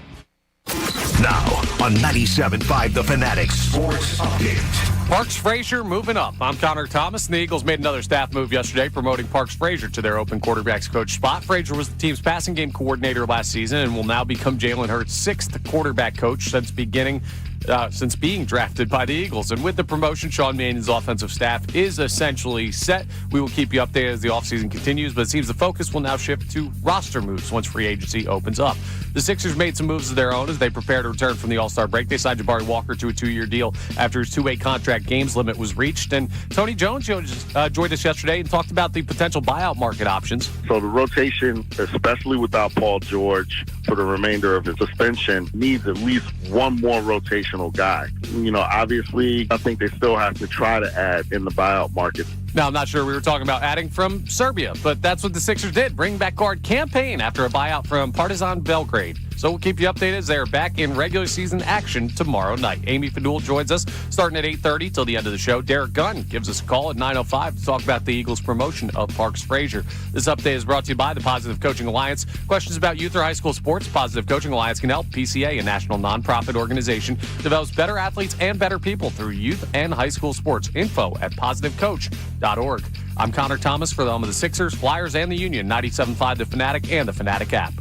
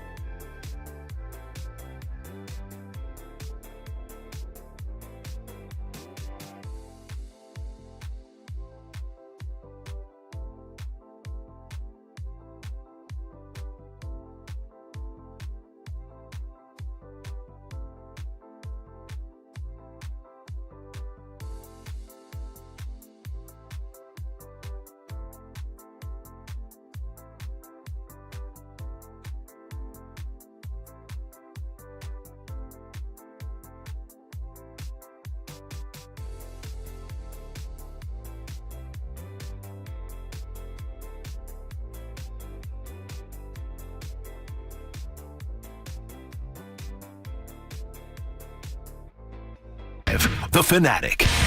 7 a.m. hours brought to you by the BetParks online casino and sportsbook app. Live bet sports on the BetParks app. Play all your favorite casino games. There's always another way to win on the BetParks online casino and sportsbook. Got to be 21 in Pennsylvania, Jersey, or Maryland. Gambling problem? Call 1-800-GAMBLER. Proud Papa moment during the commercial break. I didn't even tell you guys about it. I get a text from my wife at 7:12. Cooper is in the car being driven to the daycare. Right. So unfortunately, he's now there, so we can't answer the question. But Coop texted into the show at 610-632-0975. Wanted to know what OPS meant. Oh, no. Well, I'm proud of that. He wants to know baseball statistics. Yeah, that's one of the good teach ones. him the real good, but still, though, teach him, though. You're going to teach him the funds. OPS is a good stat. Look, We're going to start with batting average and on-base percentage. Thank you very we'll, much. We'll start there. But OPS, it's become like the main one for baseball. Not Bacon, not No, we're not teaching him VORP over not here. VORP, Exmo. My favorite thing, and I love it when baseball people that I've crossed paths with over the years come through, and we'll see them in the press box down at the Phillies and everything. And Connor got to hang out the one day. And one of my favorite things to do is always to ask a baseball president of baseball operations or a GM, and I'll always ask them, so you guys don't care about batting average anymore? And he's like, what? It's like, well, I hear that online, all the baseball. And he goes, no, we still care about batting average. And I'm like, oh, okay, good. I just wanted to clarify because I'm always told on Twitter that baseball teams don't care about batting average anymore. That certain things matter. Yeah, exactly. Well, once the stat nerds took over, they created their own stats and then tried to convince you that people who run baseball organizations don't care about them anymore. All right, Connor, you're Mr. Locked On Phillies podcast. I got to quiz you here. Okay, what's up? All right. What is BOBIP? Batting average on balls in play. That's good work. All right. What is Don't date her because if you cheat on her, there's going to be problems with BOBIP. What is RBAT plus? God, if I know.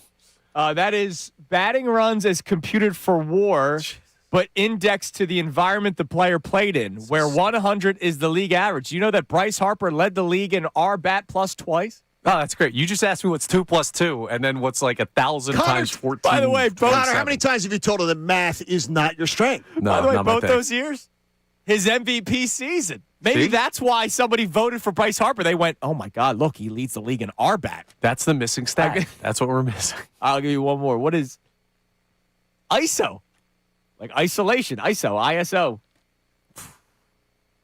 Just tell me. I don't know. Total bases minus hits Oh, come on. divided by at-bats. Oh, stop. Stop. I got Just 1 out stop. of 3. That's not bad. What is that? Just stop. It'll be on the scoreboard this year. You know what? It probably will Oh, be. my And gosh. everybody's going to be saying, what the hell do is so- ISO? They're- Is James Harden in town? We all three agree. I think we're unanimous on this one. We all love Citizens Bank Park. Yes. Like, we love it. We love the experience. We love the thing. And the only thing that I do not love about Citizens Bank Park is the stupid stats on the scoreboard. Yeah, they've gone over the top with it. I mean, my God, Melvin Belvin and whoever else in the the pocket protector crowd is picking the stats. Please give people just some basics. If a grown Easy to find man it. or woman needs to be explained by not even the person next to you, by Google, the stats that are on the big screen. Stop. Like I that, think, at that I think point, we went a little too far. you're going too far. You're not. You're going to the fringe. You're not going to your mainstream audience. Yeah. And that's what you want to be able to do. All right. What do we got on the text line? And in a little bit, we're going to talk more about running it back because there was a player that was brought back, and I think we had a legitimate conversation about whether or not it is the good idea to bring him back. But what do we got on the text line? Our topic so far this morning, would you consider trading Bryce Harper, which was a discussion on PTI yesterday? And if you don't even want to entertain said conversation, we have crossed the midway point of Bryce Harper's 13-year contract. Has it been worth it for you? What do we got on the text line? 610-632-0975. No, I would not consider trading Bryce Harper. And we all yes, three the said contract's been worth it. We all three said that we would not. But the thing is, I'm listening on any player. So then you would consider. But I'm not. Yeah, but it would have to be I'd have to be blown away. I mean, it would have to be something that I don't think is ever going to happen. Sure. All right, what do we got? Mike from Virginia brings up Bryce's ISO and says that's why he's thinking about trading him. No, but he says it's a business, and to run a good business, you have to consider everything. Crazy to consider anything unthinkable. I'd still rather have him than not, but he's probably at max value right now. He's not getting younger. He seems unhappy, and the music will stop at some point. I'd rather be ahead than behind. He does seem unhappy. If anybody watches that and says, "Oh yeah, he seems totally happy," like he's really a happy guy. No, he's not. If you were in his shoes, would you be happy right now? Other than the paycheck, I get it. God bless. I'm talking about you're looking around the roster that you're a part of, and you're looking around going, "This is what we got." Would you be happy? I would say a lot of where we are is because of what I begged for. So be careful what you wish for. A lot of where they are today is because of his campaigning. So I'd look around and go, yeah, maybe I'm not the best GM. Maybe I should have just been the right fielder or the first baseman DH. Did get them to a World Series and NLCS. Yeah, that was a great. I mean, 2022 was great. It was awesome. That was a great 6 weeks because if anyone says 2022 was a crappy summer, this city hated that team until October. Yeah. And 2022 is a great memory. That October was a great memory. But it's he's been worth the investment. There's no question. He's worth the investment. What else but you got? It's going down. What else we got? Terrell in Philly checks in and says, I don't think he will be traded, but let's be honest, this is a different era. Guys are sensitive. Management is sensitive. There isn't loyalty either. At this point, I wouldn't be surprised if Bryce Harper is traded either. He will not retire a Philly, and at some point will want more money that he's not worth. So this year, he has to show us that he still has it. What does loyalty mean? I'd be interested to see. And if he texts back, I'd love to know what loyalty that they haven't shown Bryce Harper. No, I think he's maybe talking about Bryce Harper sticking around. Like, guys don't play okay. I maybe read that wrong because to me, loyalty is very much. James Harden literally just said the other day something about loyalty doesn't really mean anything. Well, he hasn't understood loyalty in his life. He couldn't spell loyalty. I mean, James Harden. But to me, like Bryce Harper, I think Bryce Harper's been a good investment for the Phillies, and I think Bryce Harper has done his best, for the most part, to try to honor that and to try to do what he can do. And I admire his grit to physically get back onto the field multiple times. I'll always admire that. Yeah. I always admire that about an athlete that doesn't malinger. All right. Orion Kirkering. Mm-hmm. Spoke to me. Do we have any of the audio, Connor? Orion Kirkering was speaking to the media over the weekend. Not the first time since the play, because credit to him, he spoke after the game happened against the Dodgers. He did, and came to an end. I give him a lot of credit, man. I give him a ton of credit. So do I. And can you imagine? The pressure that he was under? Yeah, the play we all remember. Ground ball back to Kirkering, bobbles a little bit, and does not do the natural move, which is throwing to first base. Instead, he, It was incredible. It was a horrible moment, a moment that we will always remember. Much like we will always remember Bedlam at the Bank, right, in a positive light. We will always remember Orion Kirkering and what took place at the end of the series against the Dodgers in 2025. And after that happened, we came on here, a day or two later. Obviously, the first day was reacting to it, but a couple of days later, we talked about whether or not you can bring him back. Like, was that play so iconic for the wrong reasons that it would be best for both parties, not just a Phillies thing, not just forget that he's come up small in high leverage situations, which, by the way, he has. Which he has when he inherits runners. When he doesn't inherit runners, he does a good job. Would it be best for both parties to say, all right, let's find a team for you. You need to find a new destination, because every time you step on that mound, I would imagine you remember what took place. He's talking about flipping the script.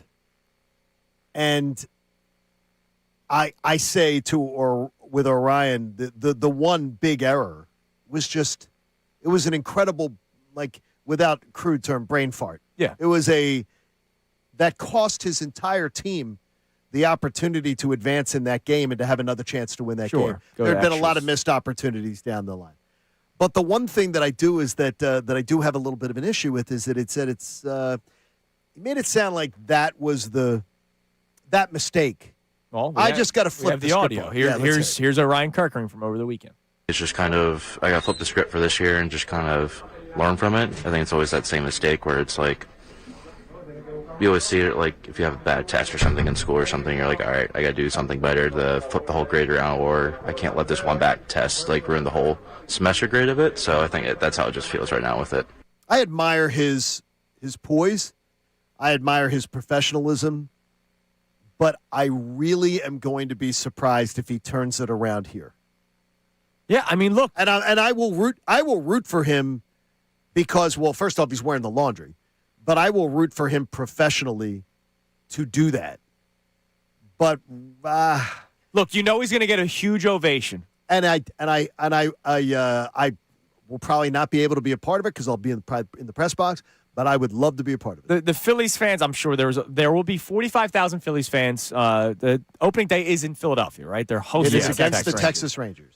Whenever he is announced, during the opening day lineup, or when he comes into the game for the first time, 45,000 people, and I guarantee you that there was at least one member of the 45,000 people that probably said something horrible about Orion Kirkering, either on social media or to their friends next to them, or they sent a text message, something vile about Orion Kirkering. But I bet you that person still stands up and gives him a standing ovation. He needs it. I think he's going to get a tremendous ovation. He needs it. Honestly, I think it's like from a human level, he needs it. That does not mean it's going to all of a sudden fix what happened. It doesn't mean that he's all of a sudden going to be, Mariano Rivera when he inherits runners. He's always gotten tremendous support here, though. He does, yeah, because he's never been booed the stories. Here. The story's really cool. He's always gotten good support here. He's never been a guy who people haven't supported. So I'm not worried about that. But it's one of the things where I say to you guys, it's such a different fan base. It's such a different city.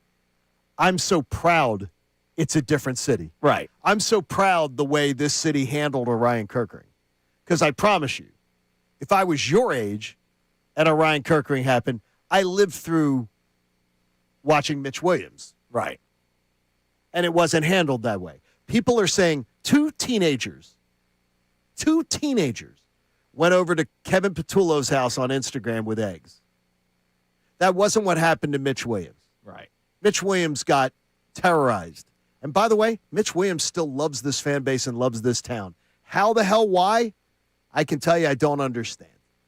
I'll never understand it because he got treated like crap. And Orion Kirkering got embraced. It shows you there is growth. Yeah. And I'm glad. And by the way, I'm glad of it. Right. I'm glad there is. And you hope that he turns his career around. And you hope it happens here because he's got stuff, right? I'm going to be shocked. Right. And one thing on the baseball side of this, I don't think anyone should be happier with the Phillies offseason than Orion Kirkering because he is in such a great spot in this bullpen to not have pressure on him. Sixth inning, baby. Yeah. Start loose. Get loose. Because Orion. you're not putting him in those. You're not putting him in a situation to fail, Connor, right? Exactly. He has so little. He's like number 5 in the bullpen right now, where he was potentially a guy that could have taken over a closer role last year. That was the talk that he was going to be the closer of this baseball team. Like, this is perfect. Just do your thing because and settle in. They let both Hoffman and Estevez walk. Well, we got Duran now, and then they had to trade for Duran because much like the Phillies do with outfielders, they let them walk, and then they have to trade for them later on down the road. Well, I'd rather have Duran than either of those guys. Is so much fun. I love it. You ended up with an all MLB closer. I think we're okay. Yeah, I'm very excited about this bullpen. Extremely. Me too. Oh, I mean, it's not to be excited about. All right, coming up next, we have today's headlines with Connor Thomas. And then before we do today's headlines, I'm going to do like a random in 1 hour tease. Because we have a pair of Sixers-Hawks tickets to give away for Thursday night's games. Kincade Salciunas, 97.5, the Fanatic. All right, speaking of the Sixers, how about you come pregame the game with me? I'll be hanging out Thursday, February 19th at Kite and Key on Callowhill Street in Philly with my friends from Corona. 6 to 8 pregame party, getting you ready for tip-off the right way, whether you're heading to the game or watching with friends or just looking for a great spot to start your night. Kite and Key is the place to be. I've never been, so I'm very excited to go. My daughter says it's a great spot. I love Connor loves it too. Connor just went, last week? I was there Sunday. All right, you were there on Sunday. I looked up photos. I looked up the menu. Like, I'm really excited to check this place out. It's one of the cool things about my experience with Corona over the years. I go to bars that I've never heard of, never been to, and I go, damn, I don't ever want to leave this place. So we'll be at Kite and Key this Thursday. Awesome drink specials, $5.50 Corona extra bottles, $30 Corona buckets. So grab a cold one and enjoy the atmosphere. Plus, one lucky fan will be walking away with a pair of tickets to an upcoming Sixers home game, and that could be you. So don't miss it. Thursday night, February 19th, 6 to 8 at Kite and Key in Philadelphia. It's the Fanatic Sixers pregame party with Corona. I'll see you there. You got to be 21 plus. Please drink responsibly. No hot takes, no rage.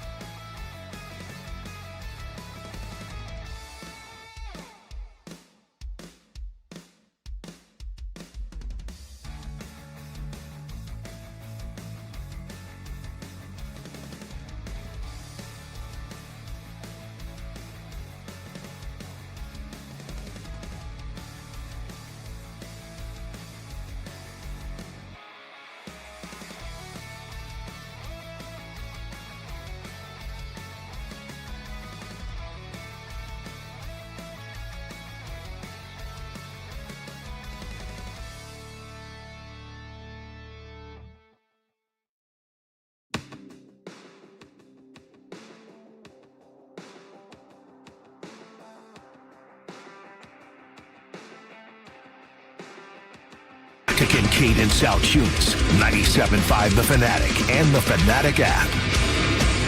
746 here on Kincade and Salciunas, 97.5 The Fanatic. We have today's headlines with Connor Thomas coming up. A couple of things. We had a couple of losses, unfortunately. One of them we'll start with yesterday. Robert Duvall. Wow. One of the all-time actor. Right? Great resume. Incredible resume. We were going through it before the show. I mean, the serious roles in The Godfather to being, the dad and kicking and screaming, and was awesome in that movie.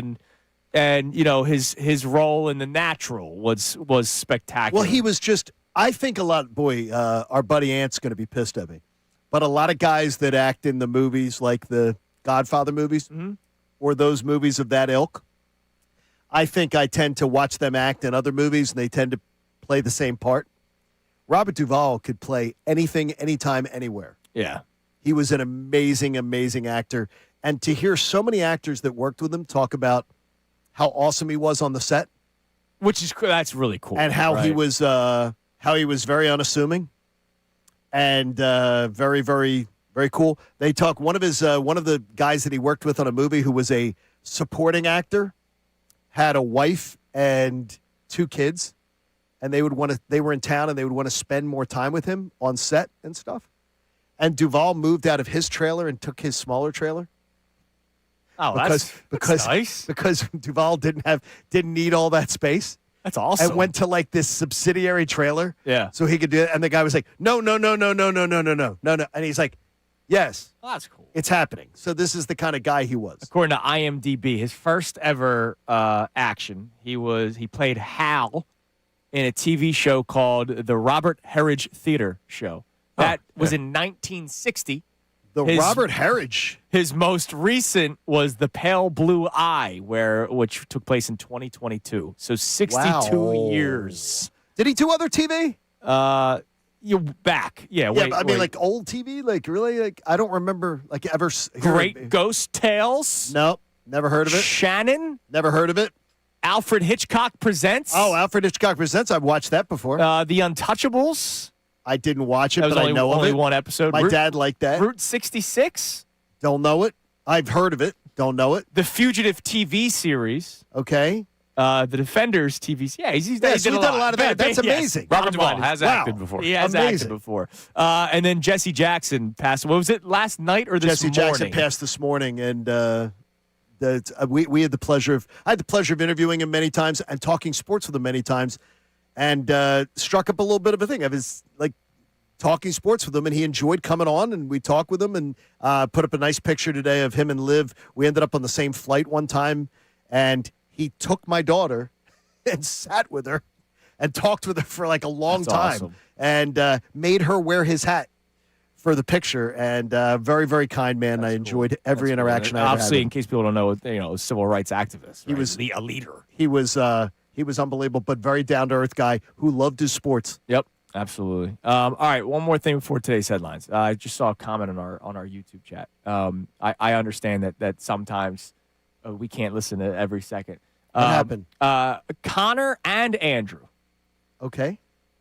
are so soft on the Phillies. It's sickening. Well, you guys, I will tell you this: you are hypersensitive on the. I'm going to, and I always defend you guys on this, and I call you are hypersensitive on defending this Harper soundbite.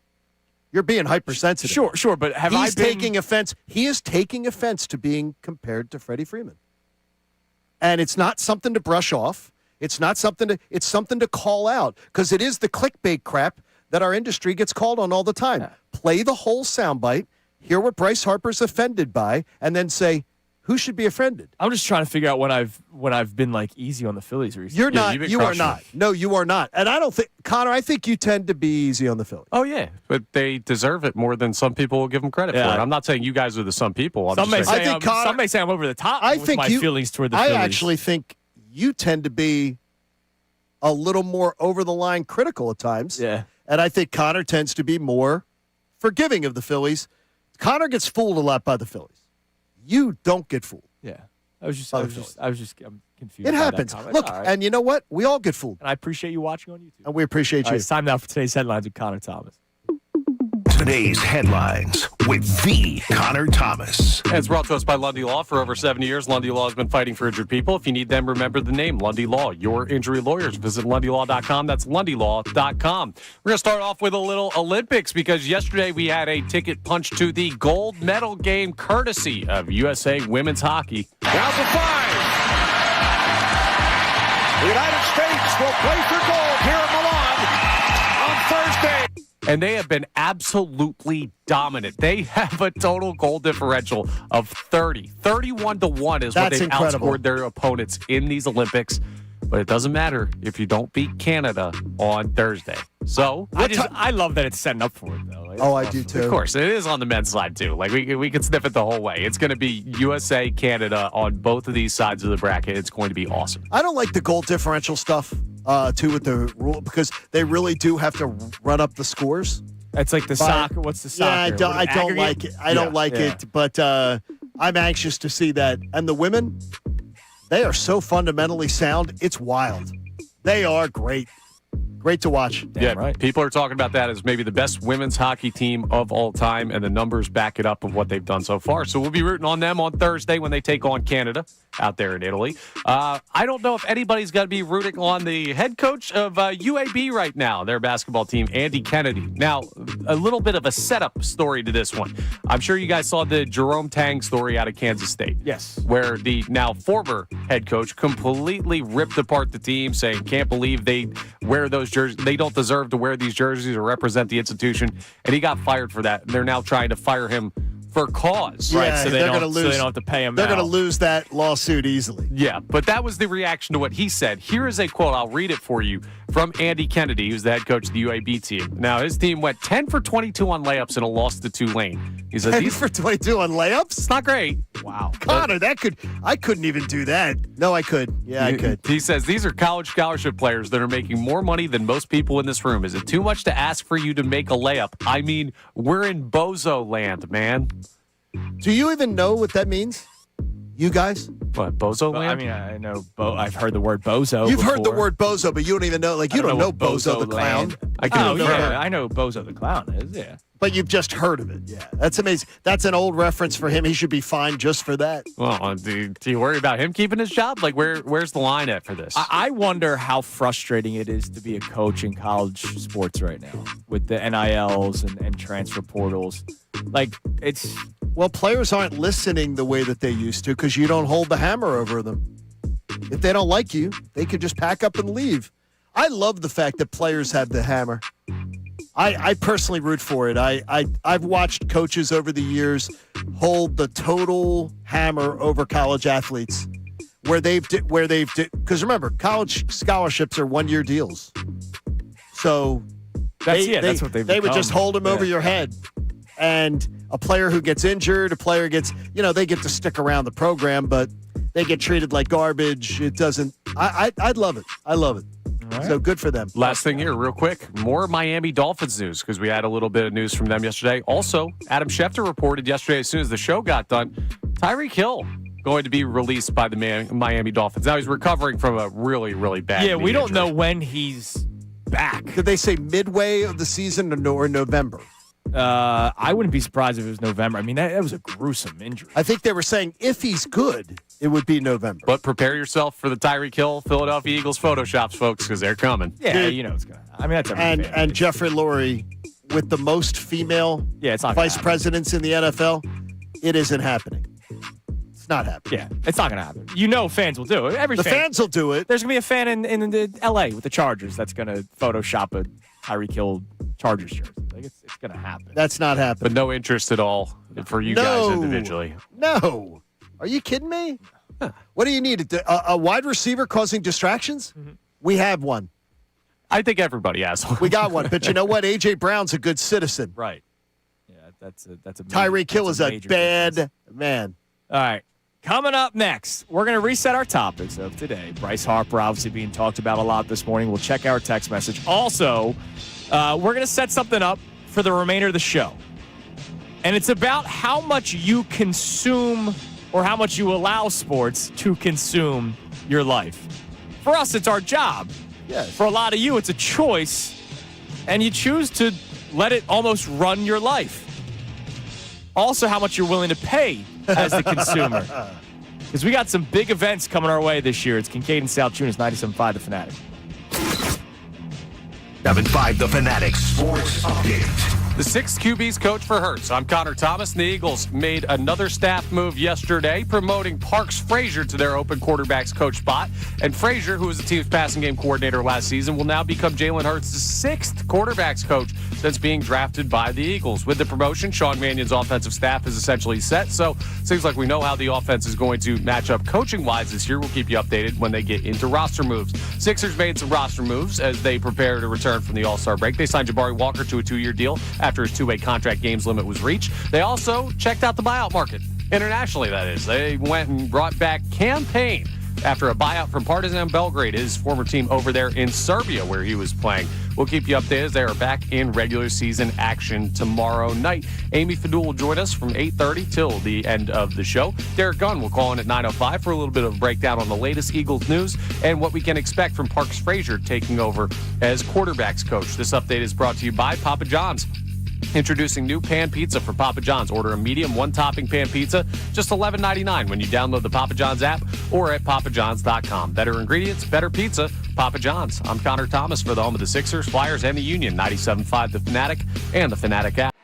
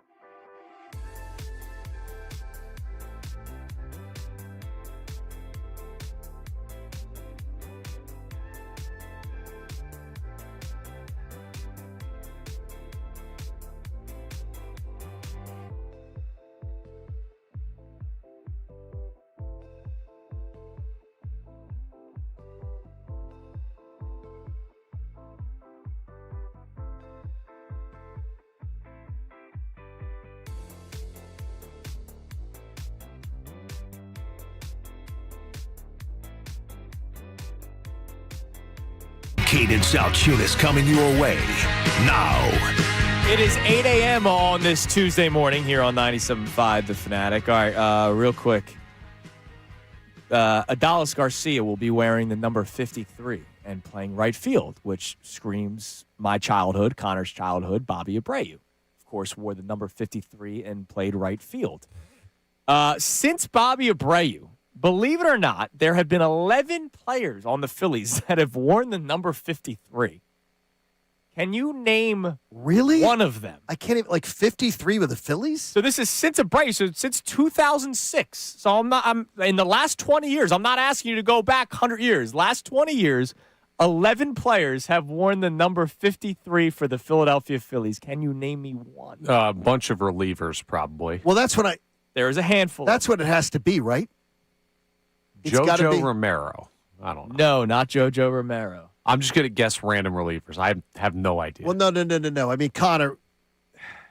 One as recent as 2024, and his name has been mentioned today. On today's show? Yes. I can't even, there's not even anybody that okay. Give a hint. Give a hint or two to some more modern ones. Give it a hint that might give it away. The 2024 high leverage reliever that you had to get and you let walk. Carlos Estevez wore Carlos 53? Estevez wore number 53. If I say 100 miles. Giles. Yes, Ken Giles wore the number really 53. And then it's a bunch of relievers, like you mentioned. Joaquin Benoit, Yaxel Rios. Yeah, I was just going to name random relievers. B.J. Rosenberg. God, I can't even imagine. I can't even imagine, like, the name. I didn't realize number 53 was that popular in Citizens since the last 20 years. 11 players. Rick Shue. What did Rick Shue wear? Did Rick Shue wear 53? I don't think so. He may not. That. He may not. He may have been 52. Off the top of my head, this might be shocking, but I don't know. Rick Shue may have worn 52. Rick Shue did. He wore 53? For a season. I thought he was 52. Okay. For a season. Oh, how many times did he play for the Phillies? He played for the Phillies numerous stints. He wore the number 15, 27, and for 1 year he wore the number 50. I remember him with a high number. But I don't remember any. That's terrible. Oh, gosh! Man, so it's been a bunch of people that bunch never. of people. I love jersey numbers, man. It's awesome. I hate jersey numbers. I love it. It's Connor. You know what's funny is you're so much better with faces than numbers. I don't think I could tell you Alec Boehm's number right now. And then it never fails. As Dylan will say, 28, right? Dylan will go, oh, yeah, sounds right. It's this player, and I'll go 49. 56 and yeah, I'll remember. You remember the numbers more than I remember numbers more than numbers. All right, here's where we started yesterday on Pardon the Interruption. Gosh. People are wondering. I love our YouTube chat. They're saying this is rage bait. No. Well, if we were to say, if we said do it, yes, it would be. Yes, it would be. We're saying no. That's why you have to don't do it. That's why you have to listen to the show. It's a give it a shot. But there are people. We at least got one. Have we gotten since more text messages that would consider trading Bryce Harper? The one text we've gotten so far was, depending on the return. And again, spoiler alert, if that ever happens, it's going to be for prospects. It's not going to be for sure. You're not making a move for another first baseman that can hit you 30 home runs. Maybe down the road they could. Maybe they're a top prospect. I don't know. But yesterday, here was the crew of Pardon the Interruption, Tony Kornheiser and Michael Wilbon. They were reacting to what took place Sunday at Baycare Ballpark. Bryce Harper talking about the comments made by Dave Dombrowski. And then they started wondering, well, what could potentially happen because of this? Does everything sound okay to you between Bryce Harper, formerly your boy, and Dave Dombrowski? Does it sound okay to me? Not at all. Uh-uh. We will remember that right at the end of the season or a little bit afterwards, Dave Dombrowski said of Bryce Harper, he did not have an elite season. Right. We're going to have to wait and see, is he still elite or is he just a good player? Bryce Harper didn't say much. Bryce Harper said some stuff yesterday. One thing he said was, I'm not motivated by this kind of stuff. A second thing he said was, I thought we were keeping this stuff in-house. And the third thing he said was, I did not have an elite year. Now, Bryce Harper is a great player with 2 MVPs. He's also 33 years old and probably at the end of his prime. Dave Dombrowski has had, 6,000 jobs as an executive in Major League Baseball. Pretty good at this one. And has been really good at most of them. So I'm going to say this to you, Mike. I will not be surprised if by the end of the year, one of these guys is gone from Philadelphia. I'm going to beat you to it a little bit in terms of timing. It wouldn't surprise me to see Bryce Harper traded before opening day. Yeah, he's out of his mind. That's crazy. Come on, Michael. That's crazy. That's not happening. By the way, though, Michael and I have argued on the air, locally and nationally. We've gotten into really heated radio arguments. Michael hates Philadelphia. Yeah, there's a weird. I don't get it. And look, he does. Why? He will deny it. No, he'll deny it. He hates Philadelphia sports fans. He hates this market. Why? I have no idea. He's from Chicago, right? So it's not like he's from some soft. I got no town. idea. I got no idea why, but it's where now. Look, as a sports fan, he's allowed to have that bias. Sure. But in a guy in his job, just own it. He's in the opinion business, so just own it. I remember don't act like he's being objective. I remember when he said, "Get Ben Simmons out of hell," and he was talking about the city of Philadelphia and the Sixers organization. Like we were being bad to them. And how's it worked out? It's not worked out. No, it hasn't. It's not worked out for Ben Simmons. So our question for you, is there anybody out there that would consider? We're not saying do it, trade him. That you would consider trading Bryce Harper. I'm an immediate no. Right? I am not. But I'm not. I am not the one going, like saying, get him out of here. Any Philly fan who says get him out of here, I'm looking at you going, what? Right. What are you talking about? And so our follow-up topic, for those of you who don't even want to entertain the trade talk, which I don't blame you, because when I heard it yesterday and we knew we were going to have it for the show today, we were like, wow, this was said. People said this on national television. We have passed the midway point of Bryce Harper's 13-year contract. My son is going to be 9 years old when this contract's up. So this is year crazy. 7? He did 7 years. He's got 6 years left. So There's he's 6 past years the left. midway point. Okay. Has the contract been worth it to you? Not to the Phillies, to you. You're saying, yes, I this contract has been worth it. What do we got on the text line on either of the two topics? Yeah, this texter checks in on Harper's chances to be traded and whether or not he'd do it. And he'd say he's not being traded. We're stuck with him. He's a declining asset. He makes too much money for the production he recently offers, and other teams won't be willing to roll the dice and put up the money. He'll retire here at a place for mom with the rest of the Golden Girls. All right. That back end made me think that was John Kincade texting in the Golden Girls thing. Well, it is. I mean, people are smart to realize it. That the contracts are terrible that this team has done. Which Bryce wanted, by the way. Bryce campaigned for them. Saying that you're stuck with Bryce Harper, I think, is a bit much. He's talking about the contract. You're stuck with a bad contract. It's a bad contract. It's not a bad contract. It's not. Because the average annual salary. I will completely disagree with you. It's a bad contract because nobody will be wanting it in a few years. You think it's going to be a bad contract? No, I know it's going to be a bad. No, I know it's going to be a bad contract. You can't know that. That contract is going to be bad because at the end of the contract, no one's going to want it. It's one of the reasons why the Phillies won't extend him. Because they just are not going to extend him because they already know the back end of the contract's going to stink. They know the back end of Trey Turner's contract's going to stink. Know that's not right, but you're making a projection on what the player's going to be years down the line and saying it's now a bad contract. Like we don't know what he is. If he goes out and wins another MVP and they win a World Series with him, does that make it worth it to eat 3 years of the money not being worth what the player is? No, what it means is in that year to have that money on the books that keeps you from being able to spend that money to improve that year's team, the contract's bad. Right, so in that year it'll be a bad contract, but right now it's not. Yeah, that's it. Well, that's if your mythical thing happens. Well, you're giving a mythical thing that happened to try to make your point. So we're going back. No. You're saying no, I'm not. I'm giving it to you. What I'm telling you is his contract at the end of his contract is not going to be a good contract. And Connor, nobody in baseball is arguing that his contract is going to be good at the end of it. Nobody is arguing that Trey Turner's contract is going to be good. But you're signing him to the deal at the beginning because of the years leading up to it. That's there. But they all, and everybody says at the back end of the contract, who cares? Yeah. It's going to stink. It's going to be terrible. Everybody in baseball acknowledges it's going to be a bad contract at the end. But the Phillies have a bunch of them. Even the JT Realmuto contract, that third year is going to stink.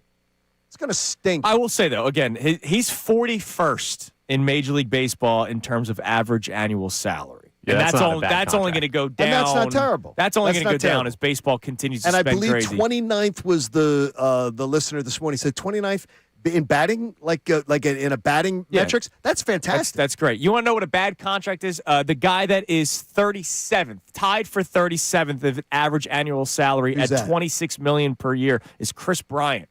Oof. You want to talk about a bad contract? Healthy. It's a shame actually because he was a lot of fun to watch. These guys in Chicago. that can't stay healthy, I'll say it. I always wonder why their bodies break down so young. Just I'm always going to wonder it because they played in an era where a lot of guys did things to advance themselves, and their bodies break down way too young. He also played like 8 different positions, and I wonder if that's what like Chicago did. You think it's the Joe Madden effect? I do. It could be. I do. I mean, he played third base, outfield, first, but they moved him all over the place. That causes because guys did that in previous generations. I don't know. I mean, I don't know. I've always wondered. All I know is ever since he went to Colorado, he's been it's sad. Like it's really sad. By the way, he could have been here. Yeah, I know. That would have been a disaster. I know he could have been here. All right, give us a couple more text messages, and then we'll talk about sports and how we allow it to consume our life, and then we'll get into a conversation of how it consumes our bank accounts. What do we got on the text line? Kyle from Fox Chase checks in, says, I don't see any way he will end up being traded. I think his contract has been worth it. He had a lot of his highlights early on. I think his last 2 seasons dropped, but feel like he'll bounce back. And if Garcia ends up being our cleanup hitter, then Bryce will have much better protection this season. I'm starting to get more excited for watching this team. It's why I said yesterday, we did it on post-show headlines. Check it out on YouTube every single day. We appreciate anybody that's a part of it. Like and subscribe. Those are things Please, we appreciate I'm you. supposed to say that, or I get zapped.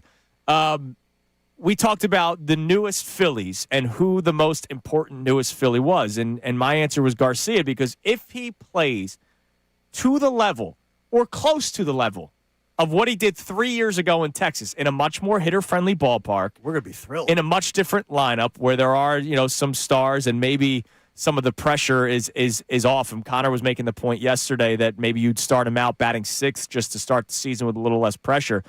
Look, if he's ready to bat fourth, he's batting fourth for Connor me. can have that conversation with him. Connor, you take that up with him. Have you seen that, man? Yeah. You have that conversation with him about that dude is taking yoked. the pressure off him. I don't think he's going to hit me. You might disagree. I'll tell you. Maybe he does. I don't know. If he does, I might advocate for it, because I'm telling you. Well, if that's he uncalled bats for. cleanup and is somewhat of the 2023 form that, of course, was ALCS MVP, getting them to a World Series, if he's close to that, then that helps out Bryce Harper. It helps out Kyle Schwarber. It helps out everybody. And it changes the way you look at the lineup. It does? If you look at the right-handed cleanup hitter hitting close to 30 home runs in a season, you're going to say, wow, we have not had that in 3 years. You're 4 saying years. the number one thing, would that be the number one thing that would change your opinion of this year's team? Yes. Consistency from because I know the bullpen's going to be good. Even if they didn't sign Brad Keller, like I expected the bullpen to be good. I know the rotation's going to be consistent. I don't know about 4 through 9 in my order. I know about 1 through 3 during the regular season. I know about them, but 4 through 9 has been that's a big gap of gray. Hey, why are you looking at me? I know that I have a lot of there's things that could swing my confidence, and Garcia would be absolutely one of them. That would be one of those things where your jaw drops and you say, "This could work out." Yeah, this could be a really, really big signing. It's just the reason why I'm not sitting here so super excited about it is because it's another reclamation project. It's another.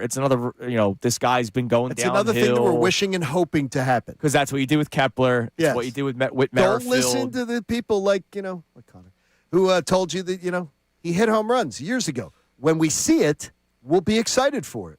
And I'm more confident that he could rebound Yes, me too. in this lineup than Kepler last year. I completely agree, especially from the right side. And Much more confident that have he they, could do it. have they needed it. All right, Johnny, so we're going to get into the costs. It's unbelievable. Coming up around 8:30. In case you guys don't know, the ticket prices have come out for the MLB All-Star Game, the Home Run Derby. So if you want to get on the secondary market, they're out there. They're out there, and my God, are they expensive? Like, hey, if you want to go, for most of us, that means no trip down the shore. That means no Yeah, if you're talking about vacation. If a father wanted to take their son or daughter, or if a family of 4 wanted to go, that week at the Jersey Shore is gone. It's gone, like literally gone. It's gone. So before we get to the prices, it's a little bit different for us. This is our jobs, but we also love sports. So like we watch regardless. Like, I'm watching Thursday Night Football, even if it has nothing to do with the Eagles. It could be 2 AFC teams. I don't care. I'm watching Thursday Night Football. You guys know me. I'll watch opening day baseball that's not the Phillies because I just love the game. Well, you're so excited to see it back, too. Yes, I love it. How much do you, and I'm asking the audience at 610-632-0975, YouTube as well, do you allow sports to consume your life? Because we all are busy in life, and yet here you are listening. If you're hearing the question, that means you're listening. That means appreciate you doing sports that. is a part of your life in the morning because we talk sports for a living. If you listen to Middays with Marks, if you listen to Unfiltered, that means another 8 hours of your life is consumed by sports. And then there's watching the games at night. Then there's reading all the tweets, reading all the stories, watching Sports Center, watching NBC Sports Philadelphia, watching the games itself.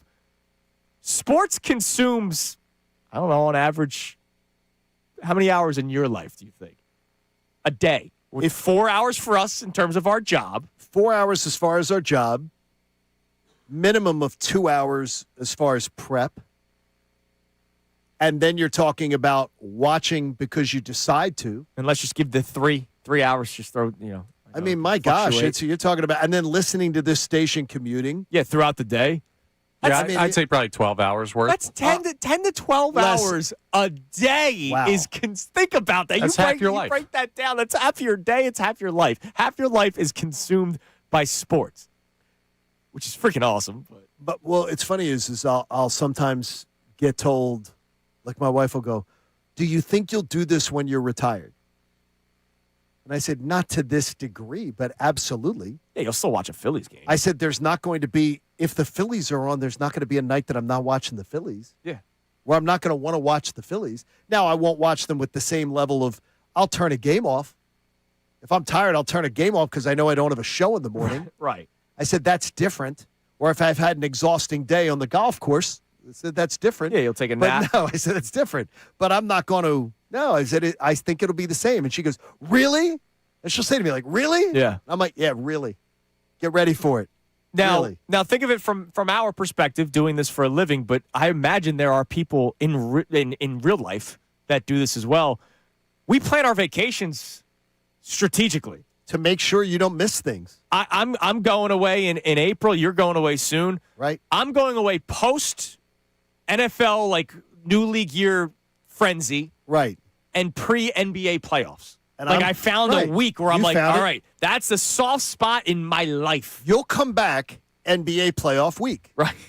I'll go away week before free agency and all that begins. And then you're back. So it's like we pick things because that. And then if you notice, when Labor Day comes, we're not off. Right. We're not going on vacation. We're not going on exactly. vacation. It's Christmas time. You take vacation with your family and everything like that. But it's like you're taking time off at home. But even forget that we do this for a living. Like when I go down the Jersey Shore, my parents live down there. My in-laws live down there. So I'm blessed. I got two places to You're a cul-de-sac crash. kid. We understand. You're a cul-de-sac. I'm very lucky. All right. And I've never run from that. I'm very lucky for that.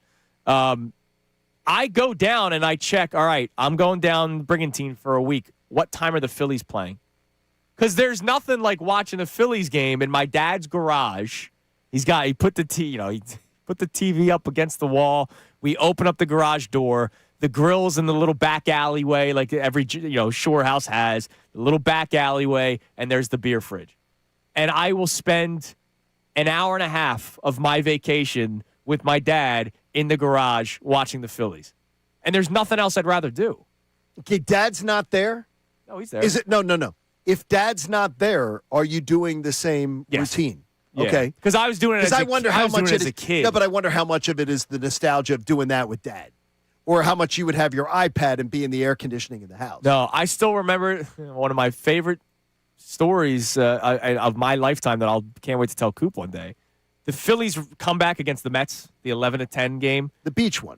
I was on the beach. We were listening to the game on the radio. I'm on my summer vacation. Not that there's as much stress when you're a teenager than now in your adult years. And I'm like, I can't keep listening to this. I need to go back to the house to put the game on. You want to watch it. And so I literally was like, give me the freaking keys. I need to go back and watch this. And that's been my life. Right. And so even if I did not do this for a living, I'd still be the same, sports nerd. I watched a Flyers game in the sports bar in Jamaica a couple years ago. Because you wanted to. Because it was on the satellite. The guy said, can you put it up? Yeah. And sure, your wife was thrilled. The Island Breeze. No, we were having a cocktail, the Island Breeze, and the Flyers are her favorite. Oh, so okay. she didn't mind it. Fits. And the Flyers were in a push for the playoffs at the time. A little different. All right, so coming up next, sports is not just about consumption of time. We just talked about how, on average, 12 hours a day, sports is a part of our lives. And that's not even including, if we take this job out of it, 8 hours of our life consumed by sports. It's a third of your day. Well, how much of it does it consume your bank account? This is crazy. Because if you want to experience something really freaking cool, be prepared to have to set a lot aside. We'll tell you what next. Amy Fadul will be in studio with us for the remainder of the show. It is Kincade and Salciunas, 97.5 The Fanatic. Now on 97.5 The Fanatic Sports Update. A promotion for Parks Frazier. I'm Connor Thomas, and the Eagles made another staff move yesterday, promoting Parks Frazier to their open quarterbacks coach spot. He was the team's passing game coordinator last season under Kevin Patullo and will now become Jalen Hurts' sixth quarterback coach since being drafted by the Eagles. With the promotion, Sean Mannion's offensive staff is essentially set, but of course the Eagles still have a long offseason of roster moves to go through. We will keep a bird's eye on them. The Sixers made some moves of their own as they prepare to return from the All-Star break. They signed Jabari Walker to a 2-year deal after his two-way contract games limit was reached. And Tony Jones of The Athletic joined us yesterday, talked about the potential buyout market options for the Sixers. So the rotation, especially without Paul George for the remainder of his suspension, needs at least one more rotational guy. You know, obviously, I think they still have to try to add in the buyout market. And add they did, but not from an NBA team. They added from a Serbian team, Partizan Belgrade, who had our old friend Cam Payne out there. He is now coming back to the Sixers. So we'll see how that looks tomorrow night when the Sixers are back for regular season action. Amy Fadul joins the guys coming up next. She'll be with us for the remainder of the show. Derek Gunn calls in at 9:05 for the latest on the Eagles. This update is brought to you by Apple Vacations. Save up to 40% on spring break and summer vacations during the family travel sale. Plus, kids stay free at select resorts when you book by February 26th. Visit applevacations.com to learn more. I'm Connor Thomas for the home of the Sixers, Flyers, and the Union, 97.5 The Fanatic and the Fanatic app.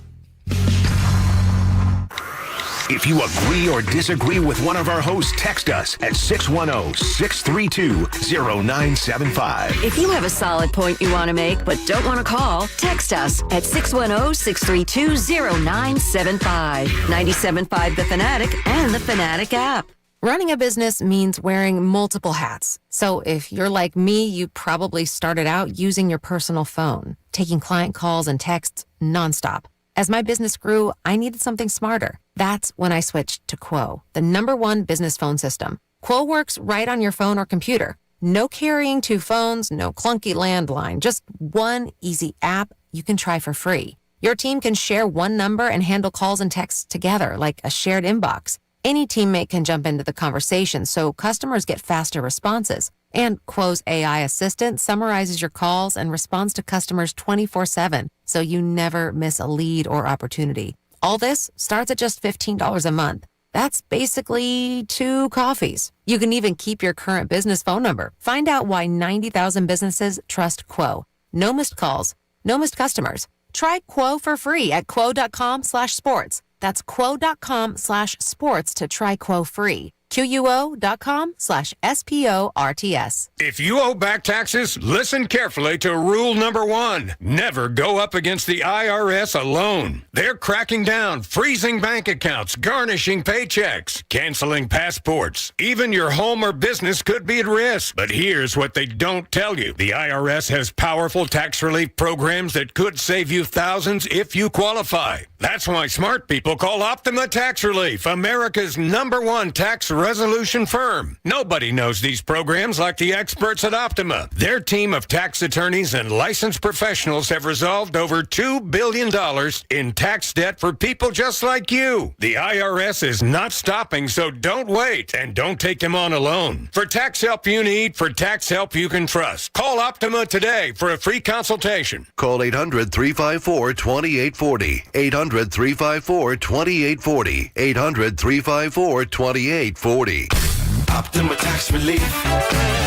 Some restrictions apply. For complete details, please visit OptimaTaxRelief.com. Let's go! You're still grooving, still connecting, still loving, still turning up, still thriving. You still got it, but your immune system, it weakens as you age. That's where vaccines come in. They help train and strengthen your immune response to fight off respiratory illnesses like flu, pneumococcal pneumonia, RSV, or COVID-19. Ask your doctor or pharmacist which vaccines you need. Book in minutes at Vaxassist.com. Sponsored by Pfizer. It all comes down to this, folks. Yep, the entire season is on the line. But my throat has officially thrown in the towel. Sounds like you need Vicks VapoCool drops. They're max strength and vaporize sore throat pain. Whoa! Whoa, these VapoCool drops hit fast. Speaking of fast, did you just see that play? Yeah, he vaporized that ball. That pun should have come with a penalty. Vaporize sore throat pain with Vicks VapoCool drops. Use as directed. Wesley Financial Group is not a law firm, and Chuck McDowell definitely not an attorney. This is Chuck. If someone talked you into buying something really silly and you want to get out of that silly little thing, my advice, get the facts. Call me and I'll send you our timeshare exit kit absolutely free. Inside, you'll learn how timeshare works and all your options for cancellation. Call Wesley now for your free exit info kit. 800-572-3344. That's 800-572-3344. Taxes was feeling so stuck. Sitting in traffic, squeezing into a parking spot, all to squeeze in getting tax help during your lunch break. Now Taxes is a TurboTax expert who does your taxes for you, while you go about your day getting real-time notifications about their progress and the most money back guaranteed. Now this is Taxes. Intuit TurboTax. See guarantee details at TurboTax.com/guarantees. Only available with TurboTax experts. Real-time updates only in iOS mobile app. You're still grooving, still connecting, still loving, still turning up, still thriving. You still got it, but your immune system, it weakens as you age. That's where vaccines come in. They help train and strengthen your immune response to fight off respiratory illnesses like flu, pneumococcal pneumonia, RSV, or COVID-19. Ask your doctor or pharmacist which vaccines you need. Book in minutes at vaxassist.com. Sponsored by Pfizer. This is the story of the one. As an HVAC technician, he and his digital multimeter are in high demand. So when a noisy office HVAC turns out to be a failing blower motor, he doesn't break a sweat. With Grainger's easy-to-use website and product information, he selects the product he needs to keep everything humming right along. Call 1-800-GRAINGER, click Grainger.com, or just stop by. Grainger, for the ones who get it done. From the city that demands the truth, it's Middays with Marks and Friends with John Marks and Ray Dunn. Every weekday from 10 a.m. to 2 p.m. right here on 97.5 The Fanatic and The Fanatic's YouTube channel. Andrew John Connor, Kincade Salciunas, Philly Sports Talk, 97.5 The Fanatic.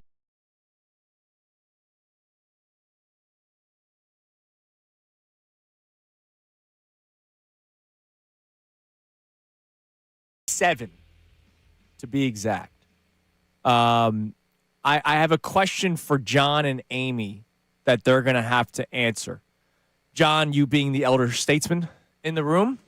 Correct. And Amy being the TV side of things. Because I have a very specific question, and I will tease it going into the break, and it'll be your chance to win a pair of Sixers tickets for this upcoming game against the Hawks. This is a very, very, very random. Connor now knows it because he has to be able to man the text line about the winner.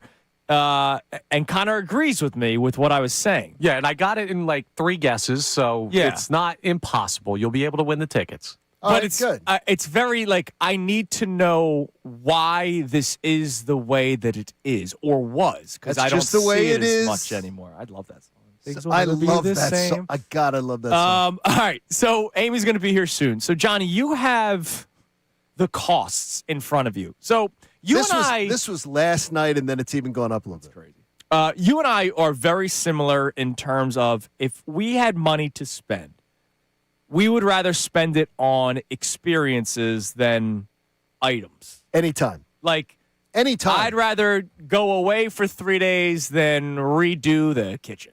Or, I don't know what the comparable costs are, but that's not comparable. No, it's not. But I would rather. You would rather than have. You would rather go away for 3 days than have stuff. Yeah, something. You try. Look, Carlos the Civic is a perfect example. You're spot on. I don't care about things. I wear the same clothes all the time. It's all good. I would rather though go on a trip or go to a different ballpark, an overnight stay somewhere and see something cool. So, with the All-Star festivities coming to Philadelphia, I would rather spend my hard-earned money on maybe going to the All-Star game because it's my favorite sport. I get to watch the top players all across the sport inside the ballpark that I've gone to over 300 times, I'm going to guess, if not more. And it's been 30 years since a All-Star game's been there, so you don't remember it. I don't remember it. No, not at all, other than that Ricky Bottalico, who was that All-Star here in Philadelphia. So you saved that money? Have you been saving up the money for a few years? For you and Coop, right? Well, good news is Coop probably would not So you would going. go. I think I would go. I would go solo. I would go. Well, okay, you go solo. Well, solo's good. I would like to take my Okay, I want to see you. Can you sell this to Christy?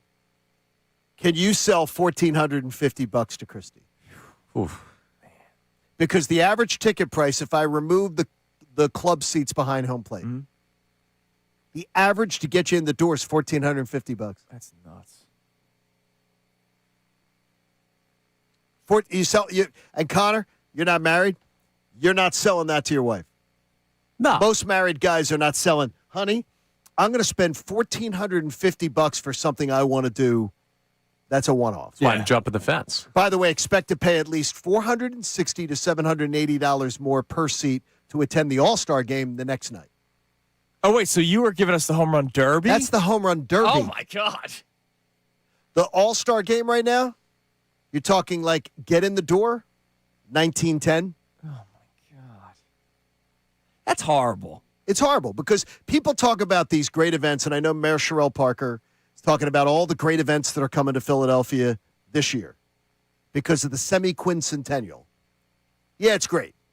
But unfortunately, they're not for us. It's like when they talk about Jeffrey Lurie wanting to have a Super Bowl here. Just know this, and I love you, Mr. Lurie. Right. And I love it. But Mr. Lurie does not want to have the Super Bowl for you. He doesn't want to have the Super Bowl for Eagles fans because Eagle fans are not spending, first of all, don't have access to the tickets, and the average Philadelphia fan doesn't have access to spend roughly $1,450 to get in for the home run derby. That's crazy. Do you have World Cup in front of you? Because that's another. You're gonna croak. You're gonna croak. Because I would love to go. Like to me, again, experiences. I'm not some big soccer fan. Like I don't hide my. Good morning, Amy. Amy Fadula. Hi, Amy Fadula. Thank you for coming in. I'm not some big super soccer fan. There's like one ticket you can go, like the Ivory Coast game. That's like affordable. And you know what? Yes. And by affordable, I what do mean you like mean affordable? under 500. I think it's like 500. Yes, like 400, that. 400 to go to the Ivory Coast Believe me, game. I've been looking.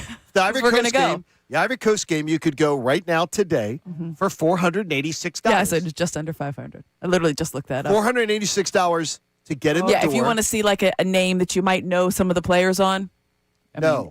mean, eight to 900 per seat. minimum. So I'm curious because And those Amy, are the worst seats in the house. That's up top. Like to I get don't know into, if you were listening when you I were, was. when We you were were first coming in. We were just talking about how much sports. Obviously, Yeah. us, it's a little bit different. Right. But you're little boys here, so sports continues even when you're not working, right? Because you guys are watching together, which I think is beautiful.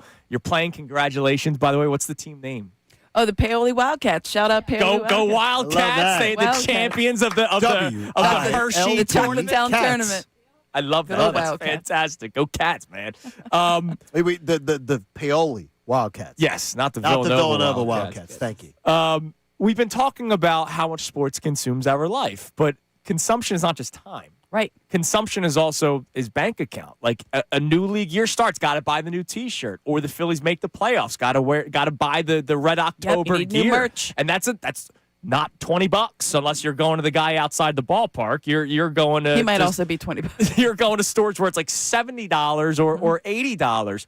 So I'm curious, how many of you out there at 610-632-0975, little side topic to get into this morning. How many out there are strongly considering making that financial investment for either the All-Star Home Run Derby, the All-Star Game, or any of the World Cup matches? Because if you do this, and again, family of 4, family of 2, family of 1, Solo style. you're giving up that vacation. If it's a family of 4, let's say you are the Faduls. Yeah. You may not be going to the shore. Right, like the Jersey Shore, the week.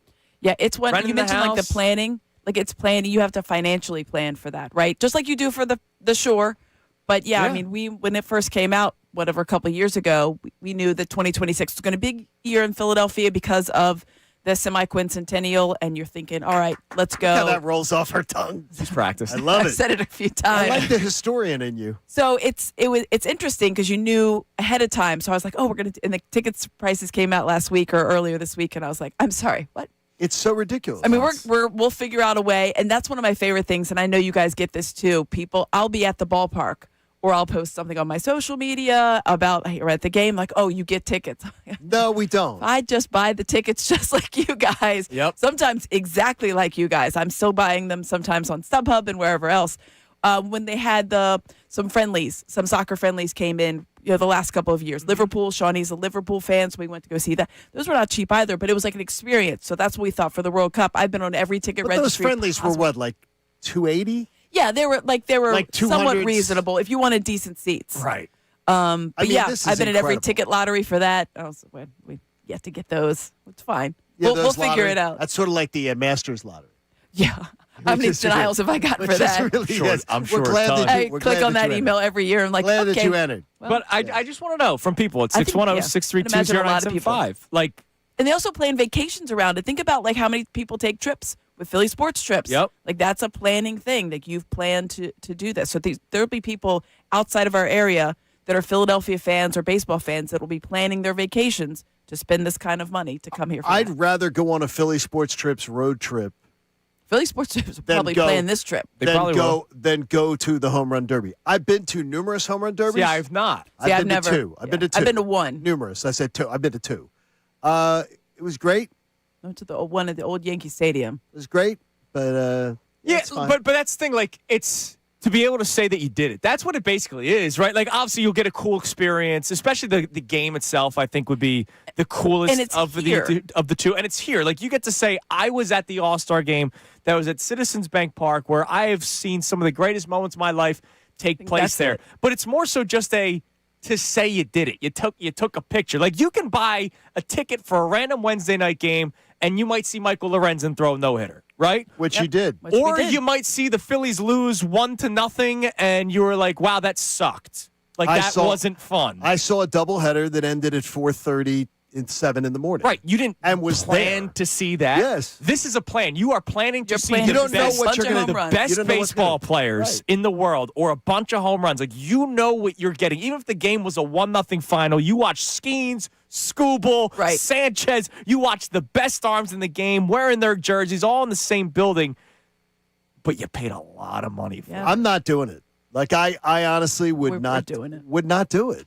Because I There would won't rather be 4 of us. I can tell you that. There will be 2 of us. with that money though. It'll be the two of us in here. That'll I would rather do something else with that money.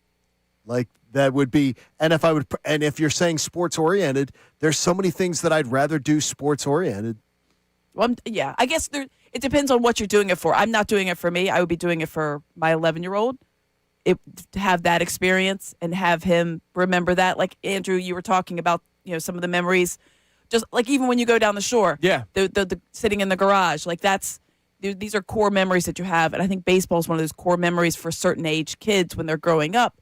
And I think that's part of it. If it was single Amy and I was just hanging out, I don't know that I would think about spending You know what $1,000. I'd like to do? Well, cousin Matt just texts me and he goes, he thinks spending the money to go do the Field of Dreams would be much more to him, is much more cool. That's what I have on my screen. Would be right much now. more cool than doing the All-Star. You want to know how much the Field of Dreams game is? $3,000? $3,513 for one. I'm not shocked. Can you sell that to Christy? Because No, you talked about it. I did say I For wanted one to do ticket, it. $3,500 for Yeah. one $3,500 for one it's ticket. not bad. I'm And in the remember, process of it. only Iowa people can get them too. Yeah, you have to buy I them don't on know somebody only in Iowa. buy them on the People can secondary buy them. market. So then you have to be. Nick Nurse is like big time in Iowa. Yeah, exactly. Yeah, because $3,500. it's Phillies twins, and my family is half Philadelphia. Yeah, half that's right. Minnesota. Yeah. So we're in the process, and we'll see if that works out. That's goodness like gracious. That's like you get nothing the rest of that's the a year. mortgage payment for people. That's a One nice seat. house mortgage payment. That's one seat. But you get heaven. No, you don't. How You much get is a heaven cornfield. worth? Or you get That's the heaven or movie. is this Call it a Iowa? day. Or you get the rain night. Didn't they have the one game that was like the rainy Oh, night? I don't. Well, no, that was in Atlanta, the ballpark, No, that was the racetrack the game. NASCAR. Yes. The racetrack game. Oh that my got God, called that off. was And that Cincinnati got versus called the off. Rays. And that's another thing. That was a It lot had of, to have. That was. partner seats. That was a which lot of money for an Absolutely. experience to say that you were there, And there was- it was horrible. and there You've was lived seats in that the you South. couldn't- You know rain in the South. That thing wasn't was stopping. It unbelievable. wasn't stopping forever. That was There Wizard of also, Oz. There was also seats that you couldn't see anything at. Remember Right. that people were posting it? Just I'm behind thinking, beams. I was like, cool. You paid how much for that seat? All right, Unbelievable. I need you to explain something to me coming up next. But for your chance to win the Sixers-Hawks tickets for Thursday night's game, the first person, we'll go strictly text line. The first person to text in the correct answer will win the pair of tickets for the Sixers-Hawks game this Thursday. The question, last week I used something for the first time in my life. And this thing, if you ever watched a show in mine or Connor's childhood, whether it was a cartoon or a live action show, but it's a 90s, early 2000s show, and the show is depicting a nerd, the nerd always had this. The first person to get it right at 610-632-0975 will win the Sixers-Hawks tickets. Coming up next, I have to ask why the nerds always had this. It's Kincade and Salciunas, 97.5 The Fanatic. Got to tell you that right now, if something doesn't feel right, go to the doctors. And then if the doctor tells you that you have a cancer diagnosis, go see the consultants in medical oncology and hematology. Dr. John Sprandio Jr., he saved my life. Him and his entire team. He would always deflect the credit to his entire team, and that's good because they were awesome. Whether it was the nurses that took such great care of me, whether it was the other doctors that sometimes had to consult with me, whether it was the office staff that made sure that all of my other appointments were scheduled properly, they're amazing. They've got 3 great offices across the region where you're going to find free parking, easy access, so you're dropped off at the front door. You don't have to navigate elevators and garages. That doesn't sound like a big deal, but I'm promising you, when you're doing chemotherapy, you're doing radiation, it matters. And they are such a great practice to deal with, and they have such amazing success stories. And I can tell you, the protocol that saved my life, a major healthcare system in Philadelphia told me, yeah, we don't think you're a good candidate for it. Thankfully, Dr. John Sprandio thought it was. And I'm here today to talk about it. The consultants in medical oncology and hematology. I can't give you a better endorsement. They saved my life when things were bleak.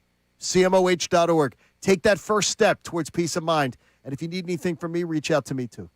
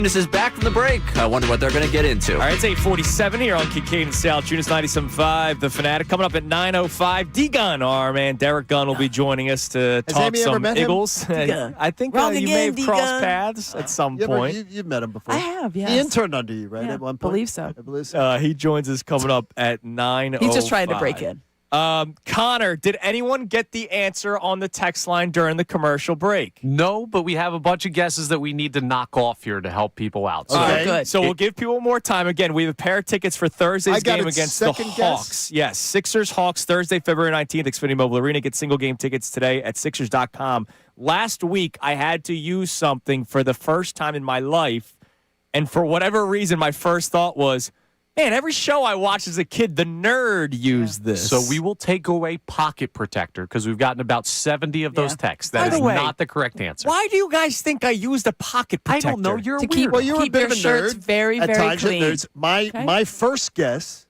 Connor, is it on the list? The first guess that I had.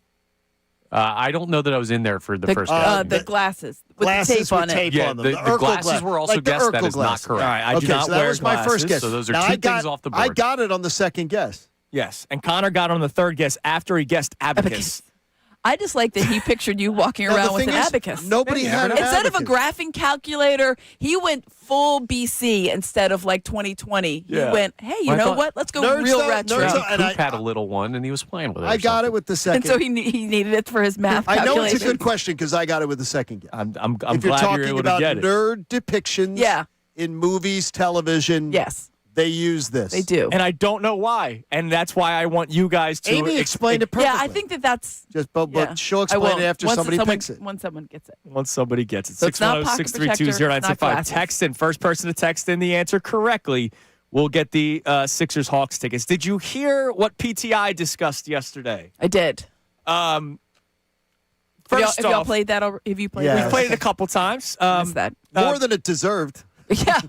So You said couple, so that was Yes. that's definitely two more. Michael Wilbon would not be surprised, his words, would not be surprised if the Phillies traded Bryce Harper before It's opening just day. wild. We had just gotten in the car, and I guess you guys were, tagging on with that, and I was like, I'm sorry, what? Would not be surprised were his words. I would be astonished. I would be shocked, Yeah. Like, floored. I would be speechless. We do talk for a living. If, It if would be- Connor broke the news, We would have like a 15-second like. That's like pass out worthy. It You'd be would like, be "Are you kidding me?" stunning. would not Yes. would not Stunning. know what to say. Stunning. Like, would be shocked. And so when Wilbon says that, I think it's crazy. But one of the talking points is, would you ever, or would you consider, not ever, would you consider listening to calls and trading Bryce Harper right now? No. I don't know. I can't think of a scenario, and I guess it depends on, and someone's out there is going to be like, well, what if we offered you Shohei Ohtani? Okay, then yes, but I don't know what that Something scenario dumb, is. yes. Yeah. Exactly. So we put it earlier in the show. I think you have to have a It's- realistic it's expectation. It's the package that you always get. This guy is number 7 Yeah, in the the top 100 right. pipeline. This guy, he's their 10th best prospect. and a this guy that you can like maybe use right now. Yeah. It wouldn't be Shohei Ohtani. Exactly. So I think that's where you have to like really couch it, because I think if someone says like, "Oh, would you ever trade Bryce?" Yeah, I'd trade him for Shohei Ohtani, and you can name 8 different people, and the dumper, and Francisco Lindor. Great, sure, that's not happening. So that's not a realistic trade. No, I don't.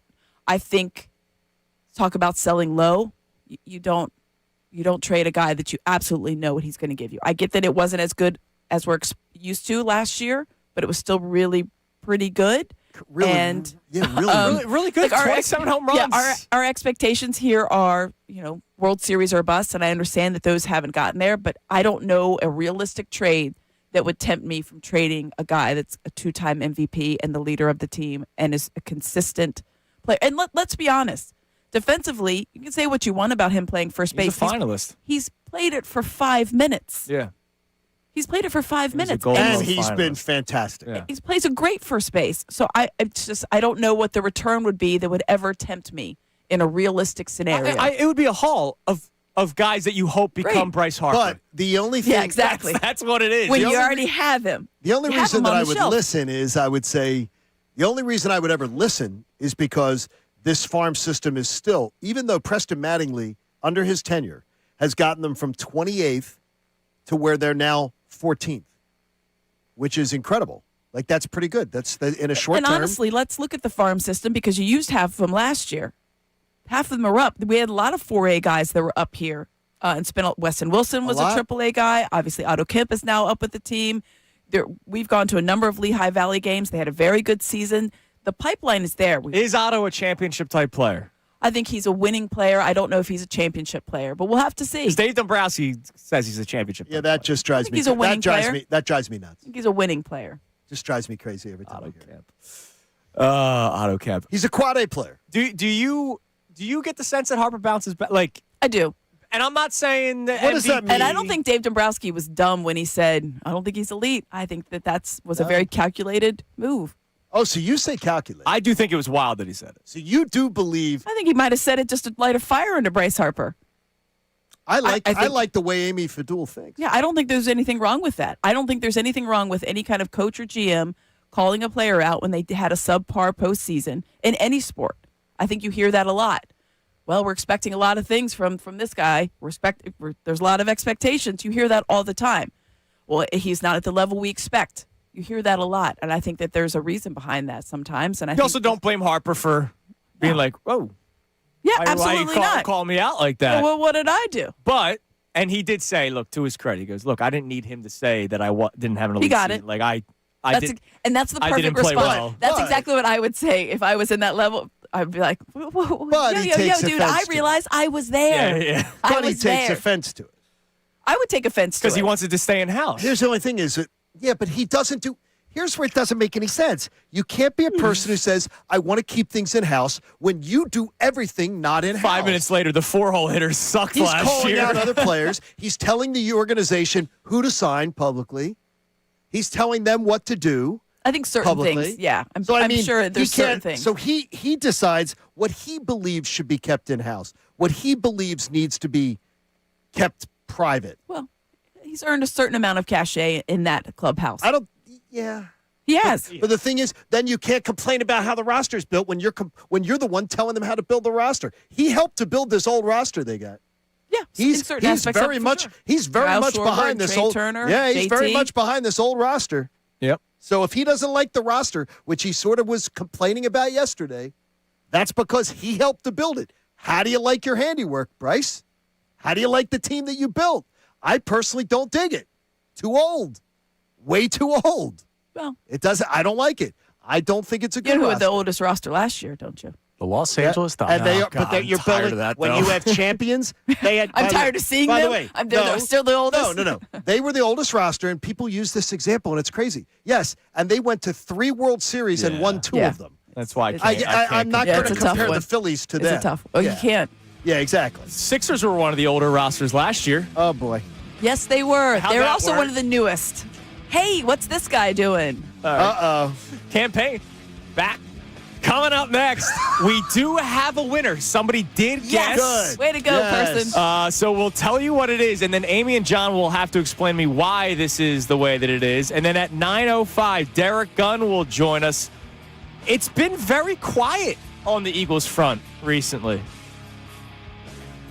Let's stir something up. Yeah, let's It's talk about Kincade something. Salciunas, 97.5 The Fanatic.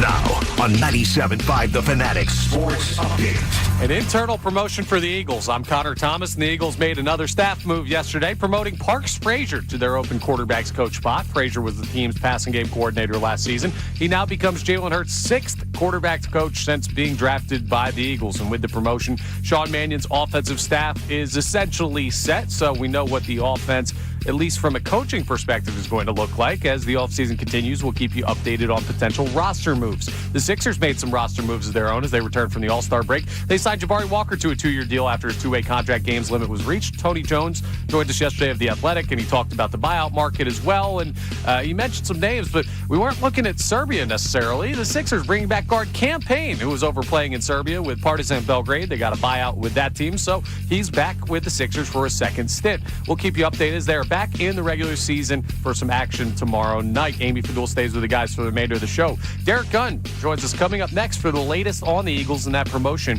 of Parks Frazier to quarterbacks coach. This update is brought to you by Uber Eats. You hungry? Good thing Uber Eats has a great deal waiting for you at La Scala's from now till 3/31. Get a buy one, get one free deal on Rigatoni Vodka on the app. Order now only on Uber Eats. Terms apply. See app for details. I'm Connor Thomas for the home of the Sixers, Flyers, and the Union. 97.5 The Fanatic and the Fanatic app.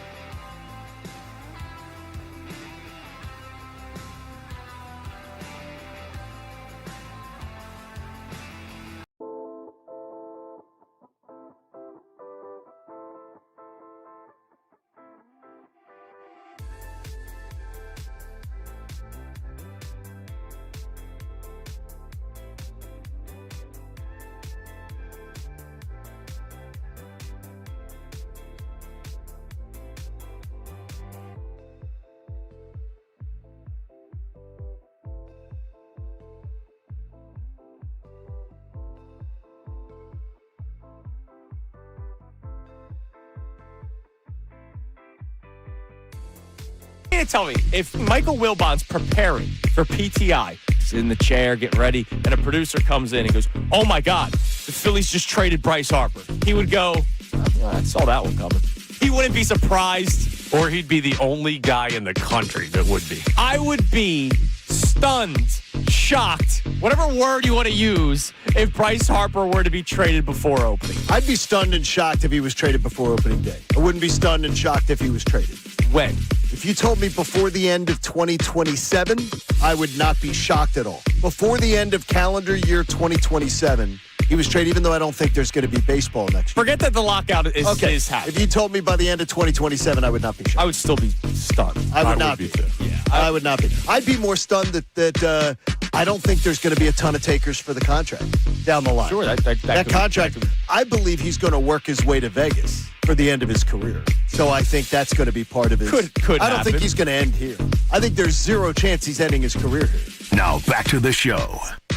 All right, so that's what we've been talking about here on Kincade Salciunas 97.5 The Fanatic. Amy, would you be shocked if Bryce Harper was traded by the end of 2027? Yes. If there was a baseball season next year. Right, because obviously there's I would be shocked. I would be still shocked. I don't think he's going anywhere. Like John said at one point, he wouldn't be surprised if he did not finish his contract here.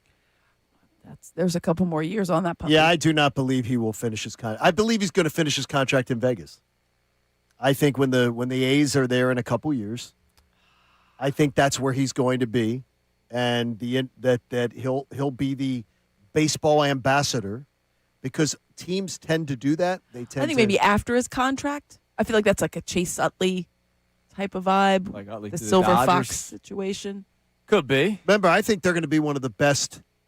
I think they're one of the best young organizations right now. If you say 5 or 6 best young talent, The A's? Yeah, young talent pools. As long as They've they got a pay people lot to stay. Well, no, they're going to Vegas Right, where the so they'll money, have more money. their revenues Still are the same ownership, right? Yeah, but their revenues are expected to quadruple. Yeah. You still got to spend it. Yeah, but they're gonna be in a new. They have to spend on the Strip. They're going to because they can pack the place. They're going to make money. They haven't had anybody making money. See, I don't know. I think that ownership group is still, Tigers don't change their stripes, and I know they'll be pulling in money, which means they're going to keep that money, and they'll probably spend it in a way that's more. I'm sure they will sign a couple players. Exactly. I don't think they're going to turn into the Dodgers. I don't think people honestly realize what. Yeah, I hear about the ownership group, and I get it. They're not great. If you own something, and the city of Oakland, what it's become, and you're saying to them, invest, build a new stadium, invest in the community. The Warriors fled, the hockey team fled, the football team fled. They all fled. And it's like for the baseball team, they're like, yeah, but you need to invest in the community and stay there. No, nobody wants to stay in Oakland. It's not a place where people want to go and have a business. So he's moving his business and he's getting treated like then nobody goes to the games for a reason because they don't want to go to the games there. It's bad. It's bad. And the product has been pretty bad. If they move to San Francisco like the Warriors did, then they go, oh, wow, look, it's beautiful. The Warriors didn't want to build in Oakland. They moved to San Francisco and built. Could be. They took it and moved. All right. Congratulations to Greg Moyer, Way to go, Greg. who was able to get the answer. What's up, Greg? Inhaler. An inhaler. An inhaler. I had to use an inhaler last week. My wife had one and I needed it, and so I wouldn't took your suggest- breath away. Yeah, she did. I only had to use one once in my life. I never used it, and then as I used it, I go, how come You had that moment? show when I grew up as a kid, the nerd had an inhaler? Except Screech. I don't think Screech had. Yeah. So can you guys explain to me why? The one movie that comes up is the movie Lucas, and that's a real deep dive for everybody. Yes. But there's a couple instances. I just always thought it was because there was a level of anxiety, and they would get kind of like they can't catch their breath because the jocker, the popular girl, whoever is talking to them, and so they just needed to have And the that little jocks and extra. popular girls, they don't have asthma. So only the nerds have Oddly enough, asthma. one of the top cases of there's 2 reasons you have asthma is athletic-induced asthma, exercise-induced asthma, or whatever you want to call it. Or you're a nerd. Or clearly you have, you're really good at math. So those are the only 2 correlations. Hey, I watched. Or allergies. I saw local news the other day, one of our fine local news stations saying why there's this gigantic rise in asthma in the city. I didn't realize asthma with dust in your vents, kids with dust in the vents, and roaches. Oh. Ew. I'm going to live my whole life without that visual. Roaches. No, but they were saying roaches. What, do are they a emit major, some kind of like? Yes, that roaches and asthma is a big thing especially with children. Oh, That yeah. children growing up in areas if their houses have roaches, there's something about roach awful. dust. It's terrible. Yeah, that sounds. And I'm petrified of roaches like you wouldn't believe. I don't want that. Nope. But yeah, so I was just wondering, Yeah, why? I just assume it was just like because the nerd would be portrayed as a guy that couldn't, Yes. Yeah. is not cool, right? Not calm, cool, and collected. So Therefore, it starts like inhalers. hyperventilating, and so he needed his. Unless that oh stupid my gosh, show. he's talking to me. The stupid show that Connor liked, where he had like a time machine that made him not cool. It made him cool. Urkel made him into Stefan. Okay. Oh, Terrible show. I didn't know Urkel. I didn't know where we were used going an for that inhaler, section. But I wouldn't be surprised if he did use an inhaler. Did he Terrible use show. an inhaler? In I'm the sure. show? Urkel had an inhaler. Yes, Urkel had an inhaler. I wouldn't be surprised if he did. But when he went Also, there's nothing wrong with using an inhaler for people out there that have. No. it doesn't make you a nerd. You're not a nerd. I was. You can be we're poor. talking about You TV can be poor at depiction. math. I was having trouble breathing, and then it opened up my. What happened to you? When you were sick? Yeah, I had to upper. Oh, well, no, that's true because it's like a steroid and it opens up. Oh no, that's all it was, Yeah. and it felt great. Man, changed everything. That's all right, scary. joining us now There you go. on Kincade and Salciunas, but it is a Tuesday with Amy, so Amy Fadul is here. Amy may know this person. She's always wanted to meet him. She Yes. said earlier today. I don't know if they've ever crossed paths before. Our man Derek Gunn joins us. D Gunn, good morning. Good morning. Let's see. Amy Fadul. That name rings a bell. She was your intern at one time, D-Gun. Remember that one Matter of time I fact- saw you at NovaCare and you were like, hey, and I was like, hey, and then I never saw you again. From what I understand, she ran Comcast Sportsnet / NBC Sports. She was a fair person, but yet a stern person. One of my favorite people ever I had a chance to work with in my career is Amy Fadul. the Good best. to hear your voice, all of you guys. It's to hear awesome you. to have you on, Thanks, D man. Gun. And it's been quiet. So we figured we might as well try to stir something up. Just kidding, people. So Derek, it has been quiet. Are we just sort of calm before the storm right now as we're less than a month away from the new league year opening up? Because there's a lot of question marks. A.J. Brown's future, futures of Landon Dickerson, Lane Johnson, Nakobe Dean, other members that are free agents. So is this just sort of the calm before the storm that we haven't really heard much about the Eagles recently? Well, I don't know if I would call it a storm, but there will definitely be activity. We all know Howie Roseman keeps his ear to the ground, and he never sits still, and he's always looking for a way to improve the team. Now, I can tell you from what I've been told, and my understanding is, as we sit here right now, the Eagles have no intentions of trading A.J. Brown. They love A.J. Brown. A.J. has openly professed that he wants to be here. Now, despite what is thought of him on the surface as being a distraction and selfish and things of that nature, everybody in that building loves A.J. And they know that A.J. can help this team get back to where it was. And as Howie said in his after-season press conference, it's hard to find elite talent that fits what you're doing. And we know that A.J. fits what this Eagles offense did. Obviously, it's in a new direction now, but we know it fits what it did. We've seen the numbers. And the Eagles want him here. But next week starts the combine. And a lot of deals, a lot of whispers are made at the combine. So if somebody offers an Eagles a deal that blows them away, they have to listen to it. But again, let me emphasize, as we sit here right now talking, the Eagles want A.J. Brown in an Eagles uniform in 2026. Was A.J. Brown then has had the change of heart by something that has happened, or do you believe A.J. Brown really didn't want to get out of town?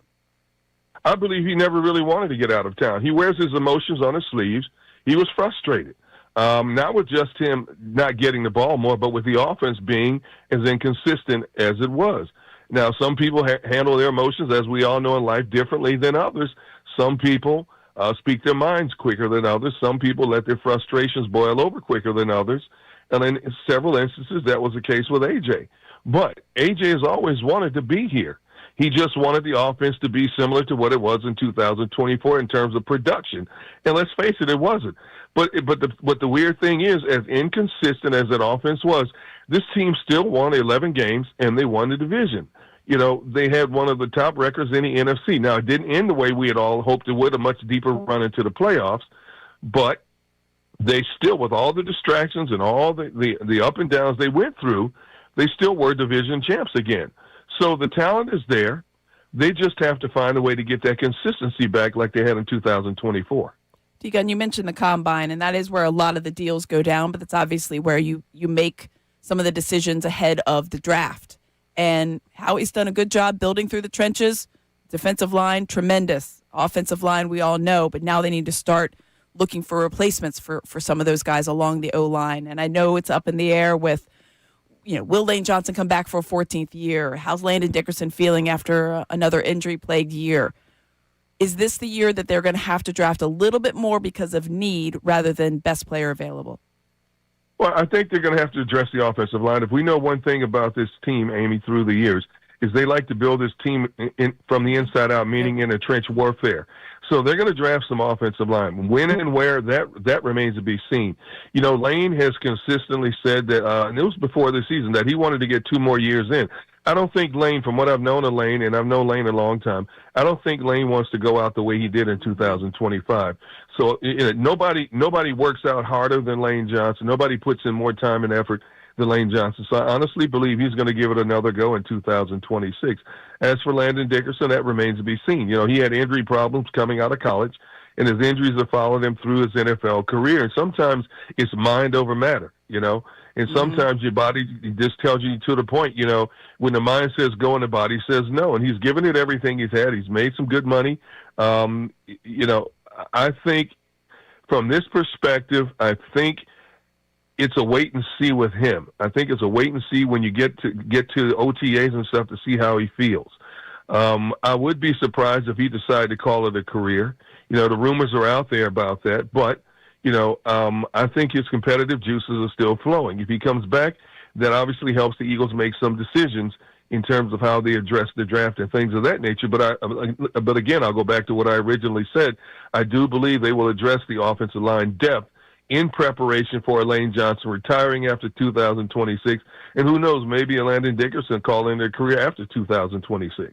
Derek Gunn joins us here on Kincade and Salciunas. It is a Tuesday with Amy Fadul in studio with us. Derek, I'm going to give you a handful of names, players that will be hitting free agency that were key members of the Eagles in recent years or just this past season. I'm not going to mention Brandon Graham because if he decides he wants to play another year, I don't think he's going elsewhere. So the names I'm going to mention: Dallas Goedert, Reed Blankenship, Jalen Phillips, Nakobe Dean. Most likely to return with the Philadelphia Eagles to least likely to return with the Philadelphia Eagles. Oh, man, you put me on the spot. Come on, man. Wow. Ooh, most likely to least likely. Well, let me start with least likely. Wow, that's a tough one. I would have to say maybe Reed Blankenship. I believe they're going to look at that position and maybe try to shore up that position. And that's not a knock on Reed. I think Reed is a solid player, but I think that he is probably the most expendable. Dallas Goedert, we know his injury history, but I know the Eagles love his play. He's built himself into a quality blocker as well as pass catcher. I thought they could have used him a little bit more in the passing game. When they did, look at the numbers he would put up in certain situations. Neck and neck, Nakobe Dean. Nakobe is a phenomenal player. The problem with Nakobe is, can he stay healthy? And how does the organization feel about, the Jalen Hunts, the Jeremiah Trotters, the Jahan Campbells?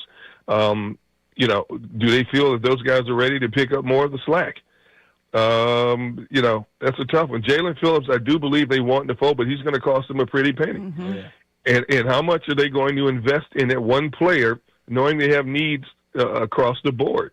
He is definitely a priority for the Eagles, but I believe the market is going to drive up his price, and I wonder how much Howie is going to play, let's make a deal before they decide we can't afford him and have to move on. But I do think, Jalen Phillips is at the top of their priority list among those four names that you mentioned. You brought up one name and you slipped in a little line that I caught, and I want to make sure that I caught it correctly. You said, what if Landon Dickerson decides to retire after 2026?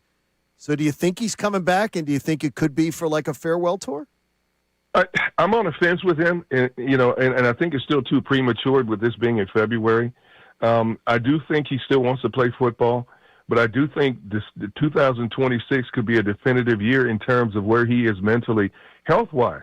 If he goes through another year like he did in 2025 with the injuries plaguing him, I would not be surprised if he decided to call it after 2026. But like I said initially, sometimes it becomes mind over matter, and we've seen younger players walk away from the game a lot younger than we had in the past 10 years. We've seen that across the NFL. And I think it depends on how he rehabs, where he feels his body is right now. But I do think the competitive juices are still flowing. They ended this season on a sour note, and I believe that he wants to be a part of moving forward, of trying to rebuild this thing and getting it back to the next level. There's priorities in the free agent market, but there's also priorities on your current roster as far as getting those guys under contracts. And one thing that Howie Roseman has done well is get these guys what turns out to be below market value. When you saw the contracts of Jalen Hurts and then obviously A.J. Brown and Devontae Smith, those guys that turned out to be deals, still got paid, but the way that the market then corrected kind of upwards after those deals. When you look at somebody like Jordan Davis or Jalen Carter, how are they going to be able to afford both of them, and what kind of deal would that look like, especially for Jalen Carter? Because I would imagine he's in line for quite the payday, D-Gun. Well, you know, Amy, if there's anybody who can figure out how to make it work under the cap, is Howie. Mm-hmm. Howie is the guru of capology in the National Football League. And, you know, if they're determined that they want to keep both of them, he'll find a way to keep both of them. It won't be easy, but you're right. They do such a good job of identifying players before they become free agents and getting them to contracts that are lucrative to the players and also favorable for the organization the way they structure them. And so those things are in the works. You know, Howie's always sitting down looking at numbers and moving numbers here and there to determine how exactly he can get certain things under them. And I'm sure he's had preliminary conversations with both of their agents in terms of what they're thinking and letting them know what he's thinking in terms of numbers and how he feels about them. You know, I'm not going to say it's going to be tough for Howie because we've seen Howie work magic with the cap over the past several years, and we sit there going, how in the world does he does this and other teams haven't been able to figure this thing out to the level Howie has. But I know that the organization is very fond of both of them and likes the style of play. I know Vic Fangio loves both of them, and I know Vic is going to voice his opinion in terms of, you know, trying to keep them in any way, shape, or form. But, again, it depends on what Howie does in the offseason in terms of free agency. And obviously continuously working with both, you know, Jordan Davis and Jalen's people behind the scenes to see if they can arrive at a meeting of the minds to get something done sooner rather than later. I feel like I don't even have to answer or ask the question, but did you clear off your desk or your deck to get to your grill? Absolutely not. Whoa! Wow, I guess me? wrong on that. No. I guess wrong. I thought you would have. There's snow, and then there's frozen snow. Yeah, there's ice on This this. stuff is ridiculous. It's terrible. It's hard to move.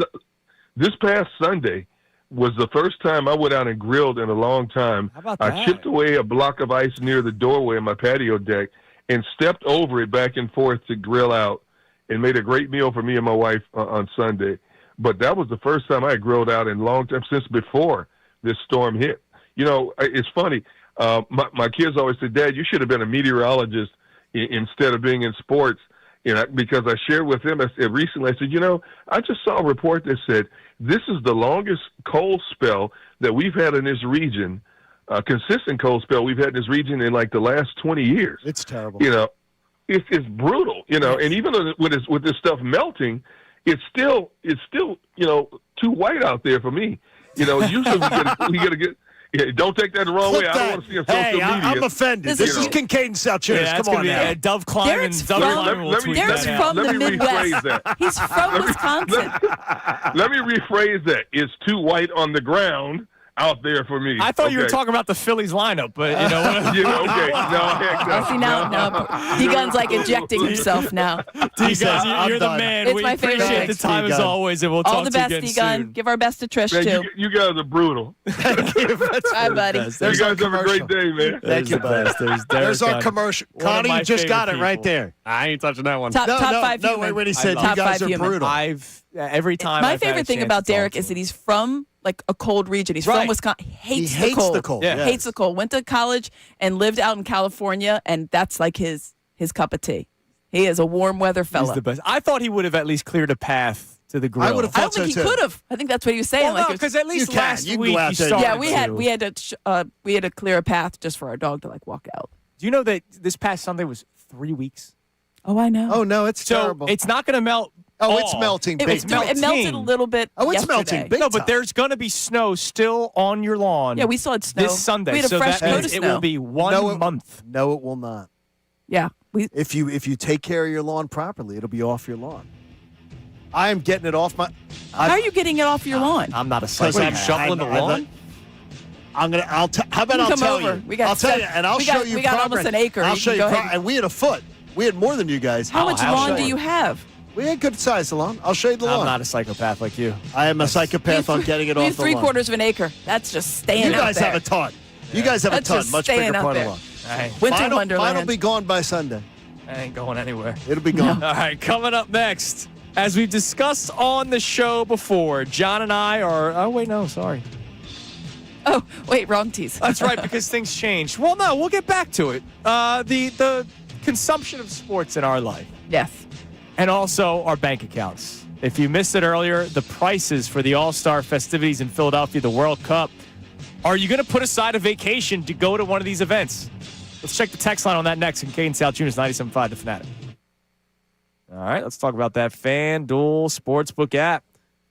Want to know why betting the winter games on FanDuel in partnership on Valley Forge makes sense? Well, because they got everything from game lines to medal counts to finding your angle on the events you care most about. FanDuel gives you more ways to stay connected to the action. The winter games are on, and there's no better way to follow them than with a bet on FanDuel. So curling matches, we know they might start out slow, but man, do they get intense. There's been screaming matches at some of these curling games throughout these Olympics. Speed skating decided by inches. Of course, we got USA, gold medal round. All right, take down Canada. Come on, show them who really owns the sport of hockey. Just visit FanDuel.com/local to get started. FanDuel, play your game. You got to be 21 plus, present in Pennsylvania. Gambling problem, call 1-800-GAMBLER. Now, on 97.5 The Fanatic Sports Update. Eagles promote Parks Frazier. I'm Connor Thomas. The Eagles made another staff move yesterday, promoting Parks Frazier to their open quarterbacks coach spot. Frazier was the team's passing game coordinator last season. Now he becomes Jalen Hurts' sixth quarterback coach since being drafted by the Eagles. With the promotion, Sean Mannion's offensive staff is essentially set. So the next thing up for the Birds, figure out the roster. We'll keep you updated on that as the offseason continues. The Sixers, their break is over. They're back in action tomorrow night against the Hawks, and they made some roster moves of their own coming back from the All-Star break. They signed Jabari Walker to a 2-year deal after his two-way contract games limit was reached. And Tony Jones of The Athletic joined us yesterday to preview what could still happen on the buyout market. So the rotation, especially without Paul George for the remainder of his suspension, needs at least one more rotational guy. You know, obviously, I think they still have to try to add in the buyout market. And they did add in the buyout market, just not from an NBA buyout situation. Campaign, buyout from Partizan Belgrade. His side over in Serbia comes back to the Sixers for his second stint. We'll keep you updated on all the Sixers news as they are back in action, like I said, tomorrow night. Amy Fadul stays with the guys for the remainder of the show. This update's brought to you by the Positive Coaching Alliance. Questions about youth or high school sports? Positive Coaching Alliance can help. PCA, a national nonprofit organization, develops better athletes and better people through youth and high school sports. Info at positivecoach.org. I'm Connor Thomas for the home of the Sixers, Flyers, and the Union. 97.5 The Fanatic and the Fanatic app.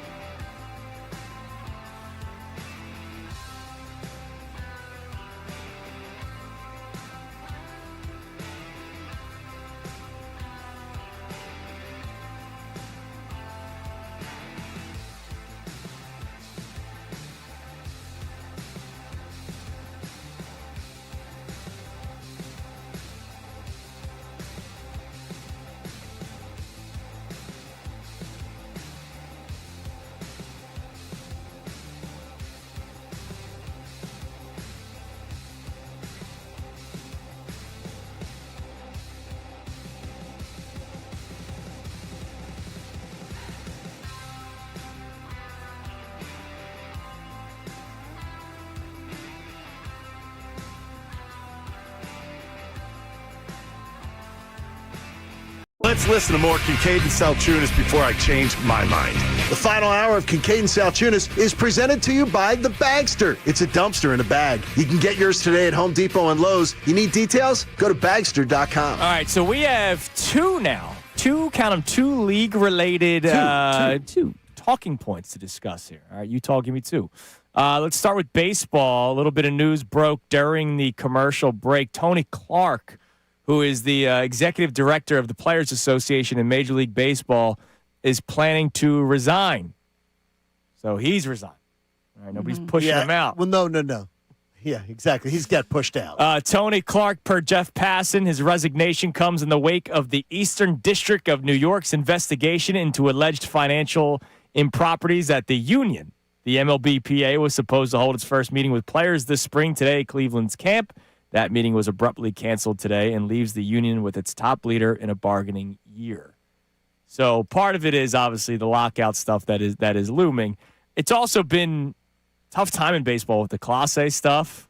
A Class A stuff. It's That was a lot. What, 47 different games? And you could pinpoint it. And you could look at it. They have video evidence that so they can take right now. in and show them. Yes. Yeah. So he's stepping going to down. go to prison. Now, speaking of gambling, this is this is gross. What now? Per Ben Golliver, not sure if is it somebody? Who is it? He does basketball podcasting, basketball reporting. Okay. Has been around the NBA. He's not 25 years old. Not that there aren't great 25-year-old content people out there. Don't know. He has done some reporting on why Adam Silver has recently punished teams for the tanking, because the Jazz got hit with, was it a 500,000? And then the Pacers got 100. hit. It's because of the gambling companies aren't too thrilled. Over-unders, this is a quote from Ben Golliver. Over-unders are at stake. Player props are at stake. If coaches are just willy-nilly not playing guys the entire game and they're not letting people know in advance that they plan to do that, you're going to have a lot of angry gamblers and a lot of angry gambling companies as well. It's throwing of games. Okay. It is throwing a game if a healthy player is being kept out of a game for no reason. Well, yeah, because what the Jazz are doing, they're playing them until the fourth quarter. And then taking them out, it could be absolutely considered, hey, we bet on this game. We got bets on this game. We don't want the guy to hit his overs. Take him out of the game. I'm just going to have a PSA for everybody out there. If you're betting on the Jazz, seek help. I would bet other team fourth quarter spread. See, that could be a cheat code. That's a moneymaker right there. That could be a cheat code There's certain people that bet Sixers third quarter. So against the Sixers, yes. By the way, there is somebody on my feed. There's somebody on my feed who does that and then keeps a tally. That comes up on my algorithm that does that. It works. But think about this: Adam Silver is not striking down on the Jazz for the integrity of the game. Yes, no, but he is though. It is for the integrity of the game. Yeah, it is also for the integrity of the sports betting. Well, which is their number one at this point, number one investor. His job. Listen, people have patches. There's patches. It is not. His job is to protect the integrity of the revenue that comes in, that they're doing business in good faith. And by the way, the players all want to bitch and complain about how much revenue comes in. So they want the revenue. He's protecting the revenue of the game. He's making sure that the revenue comes in. And that's the way it should be. You shouldn't be taking healthy players out of games. And we can thank the Sixers for all this crap existing. No, you can thank the Spurs. The Spurs were the first ones to do it. They were never going to punish the Spurs because it's the Spurs. But the Sixers took it to the extreme level, and then now this is where we sit. But the Thunder did it. No one punished the Thunder because they're in the middle of the nowhere. Yeah, they're very different. I'll take that. It's because they're the Thunder. Doctorate. It's the same. It's the same thing, though. The Thunder did the exact same quicker. thing. They hit quicker. They didn't do it. They didn't do it for 4 years. Just because they did it 2 years. better. Yeah, they did it for 2 But years. also, it wasn't glaring. It's not a marquee franchise as far as what the Sixers have a certain amount of status. I know people can go back and be like, well, they haven't won anything. They do, though. You're in a major market. Correct. You're in a top 5 market. You're one of the original teams. And they bragged about doing it as if it was some amazing plan that nobody could ever done. Like everybody obviously had done it. We're so smart. To do overtly and kind of put it in the face, I think that's where they took a certain amount of deference and like not so much. But the Thunder absolutely did the same thing. Yep. They just did it better. It just took two. Connor, what are we on the text line? Have people chimed in about the All-Star game or World Cup matches that I would say the common man might be able to put together some pennies to get to it, but then that's it. Because there are people, believe it or not, out there that have buku bucks and can say, they'll be doing everything. We'll still go to our mansion down the Jersey Shore, and we'll do this, and we'll do that. But I'm saying the common man, where you are making a decision, family vacation or quick getaway versus one day. All-Star Home Run Derby, you want to bring a family of 4, good luck. All-Star Game, even more good luck. World Cup, good luck.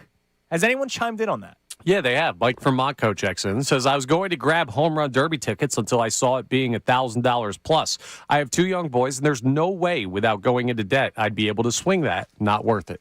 And that's the other thing. $1,000 plus because maybe he was looking in the outfield. You could go and sit behind home plate. No, if you're going to the clubs, you're talking about $4,000. Well, no, I mean behind home plate. Like, okay, you're right. Yeah. No, you're talking about 25. You're talking about 2,500. Well, it's worth the price. The Phillies have good clubs. I'm going to tell you too. Is one of the things that's very hard, having been at 2 of these. It's very hard to follow what's going on when you're in the stadium. It's very hard to follow, remember when it's on TV, they're explaining to you the count and everything. It's hard to follow, okay, well, where is he? What's the score? Their speaker? They're doing the speakers. There's music playing. I don't think they do a good job in the stadium of keeping the people who are in the building really up to date. Because it just keeps going. They're playing music in the background. And it's like the music is obscenely loud. There's stuff going on. They're playing interviews in the stadium, too. It's very weird. So right now, the cheapest ticket on Vivid Seats is $697. Where are we at? Pavilion Deck 302. So you are in home run territory. Might get a ball. Yeah. Row 21, though. Okay. So Kyle Schwarber, real. It has to be Schwarber. There's nobody else. If he participates. If he participates, which he did last year, right? Was that last year? Yes. Yeah. So for him to hit it, it would have to be Kyle Schwarber, is what I'm saying. For you to get a baseball, if you're paying that much money. Yeah, when I went to the one in Yankee Stadium, I feel like I could pay attention-ish. I do remember the music being there. I don't remember any interviews, but I remember thinking I was aware because they put enough stuff on the Jumbotron that you do pay attention to that because you need to know how many outs. You know what I mean? What the situation is. Is it worth $1,000? Oh. No. I mean, I think the tickets will come down. Right now, it's obviously you want to get in. The surge right now. Right. The people what happens is the people who have to travel in for the game are the ones who are going to drive up the price now because they have to know they have to make their plans before they before they pay for these obscene hotel rooms. For the people coming in from out of town, the hotel rooms, don't even look. Oh, don't even look. Bet. It's crazy. Cheapest ticket for the All-Star game on Vivid Seats right now. One $785. 1,000. $720. Oh wow, that's cheaper than yesterday. $720. That's cheaper than yesterday. Where are we at? Section 416. Shout out to Yo Dude on our YouTube That's chat. not bad. That's a fellow not a bad. Section 420 fan. It's That's the best not a section bad in the seat, house. though. That's not a bad seat but for it. For $720. I know. You're up. Yeah, that's up there. No, it's way up, but no, row 16. I don't know how many rows there are. Are you 30s? against the fence yet? Maybe 30, no, 20 there's in more the 20s. Than that. Yeah, you're up there, though. It's not bad. You're up there really aren't that many bad seats at Citizens Bank Park. I do really like the ballpark. Except the seats you along there's the little corners. baselines, you miss the. There's some dead spots. Yeah, there's some corners that's a little bit That's why 420 is my favorite because you see. Well, I know what 420 well, is we all know. Because you see everything. It's not because yes, of you do. that. Yes, it's it is. Yes, you do. See yes, it everything. You can see it all. And you can think of everything. Yes, you can visualize and your mind is so clear you're when so you're calm. watching the Yeah, game. it's so clear. What else we got from another person? What else we got on the text line? Colin G checks in and says, I was looking at ticket prices for the Derby last week. I've been looking forward to this for the last 3 years, and there's no way I'll be able to afford it. And so unfortunate. see, that's where it's it hits you. Because there are going to be people that are like, I really wanted to take my son or I might take my daughter. I wanted to go with our crew that we always go to Phillies games with. Yeah. And you're not going to be able to. No, I mean, look, like you said, it's probably going to go down closer. They'll go down, but they're not going to come. It's not going to come down to $100. No, I'm still imagine I go, hey, Christy, I'm going to go to the All-Star game. I'm going to be in that building. I just might have to drop like $450 within the next 24 hours. Like that's it. It's an obscene thing because It makes the bathroom light look really, really cheap. it's when people comparatively. When people be talk honest, to you about Andrew. Yeah, well, Jeffrey Lurie wants a Super Bowl. You are owed one. Jeffrey Lurie wants a Super Bowl because he wants it for the city. No, he doesn't, because it's not for Eagle fans.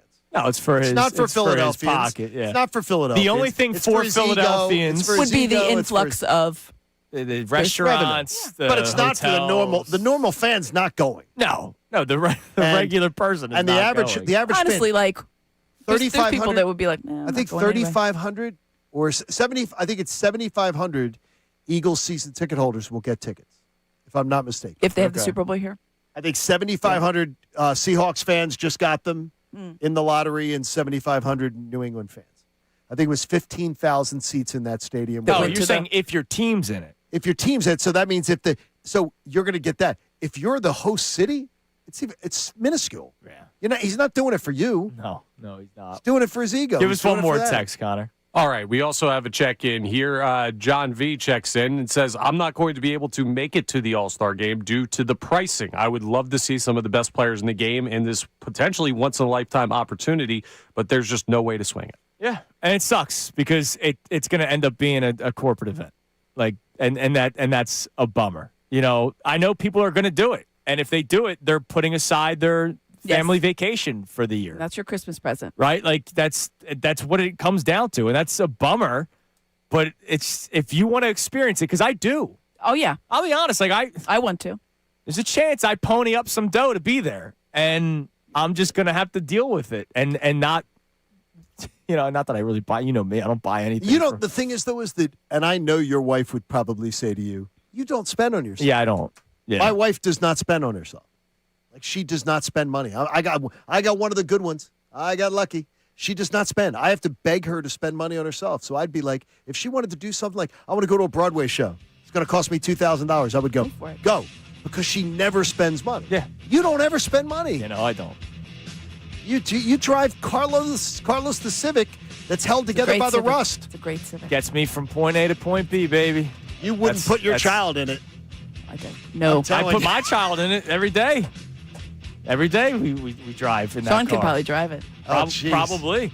All right, coming up next, we make a season-long prediction for the Phillies on February the 17th. What?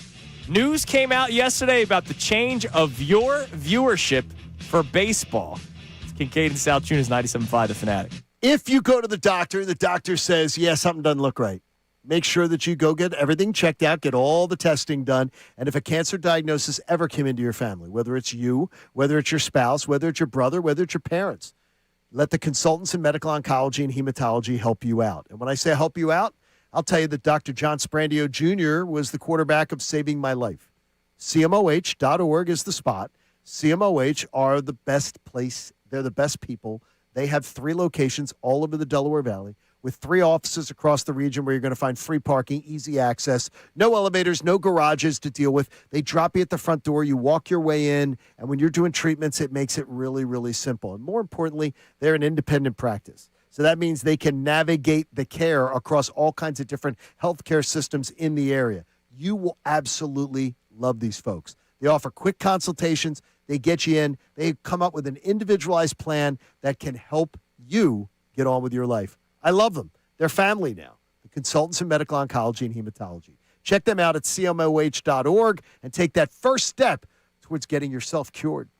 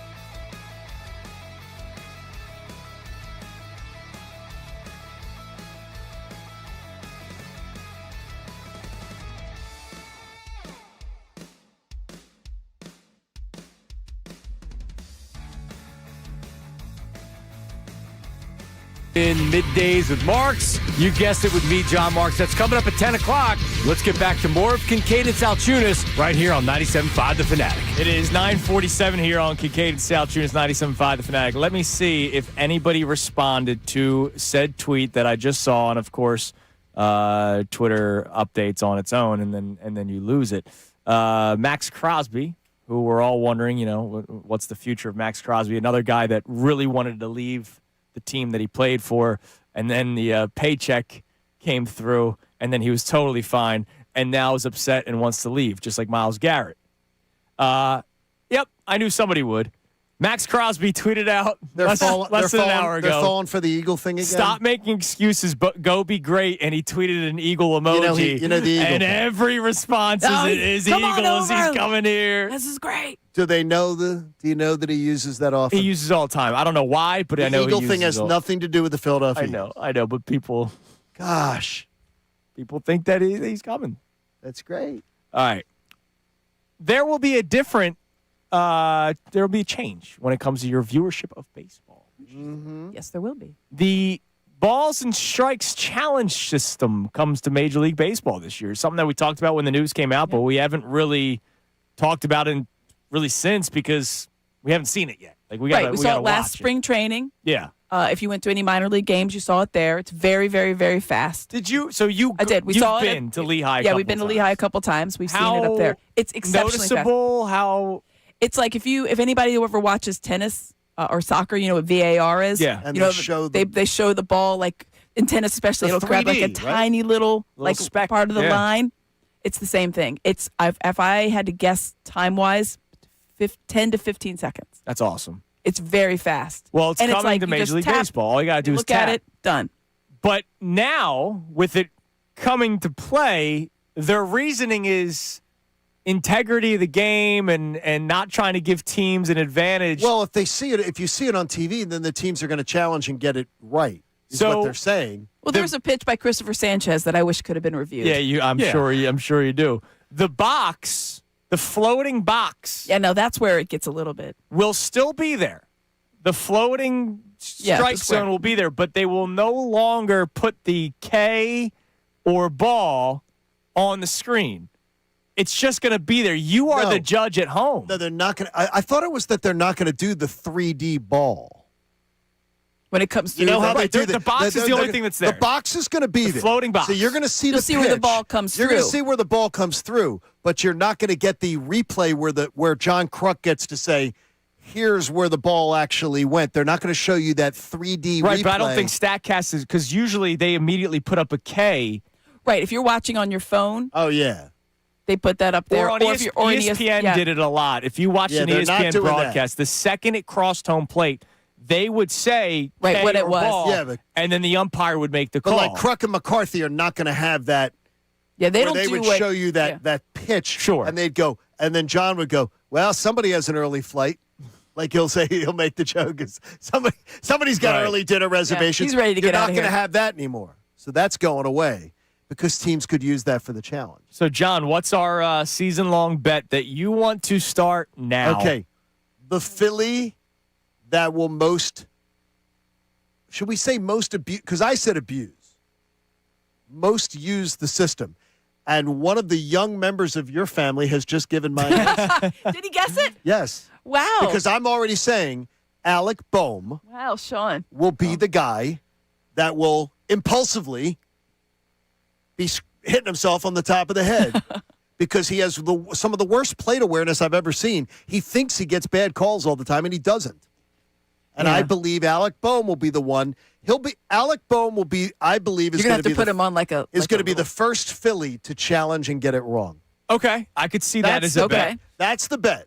Who is the first? Oh, I thought it was a season long. No. Who's the first Philly to challenge? And it's got to be a player. Can't be a manager. Oh, that could be anybody. I'm just going to take Trey Turner because he's batting leadoff.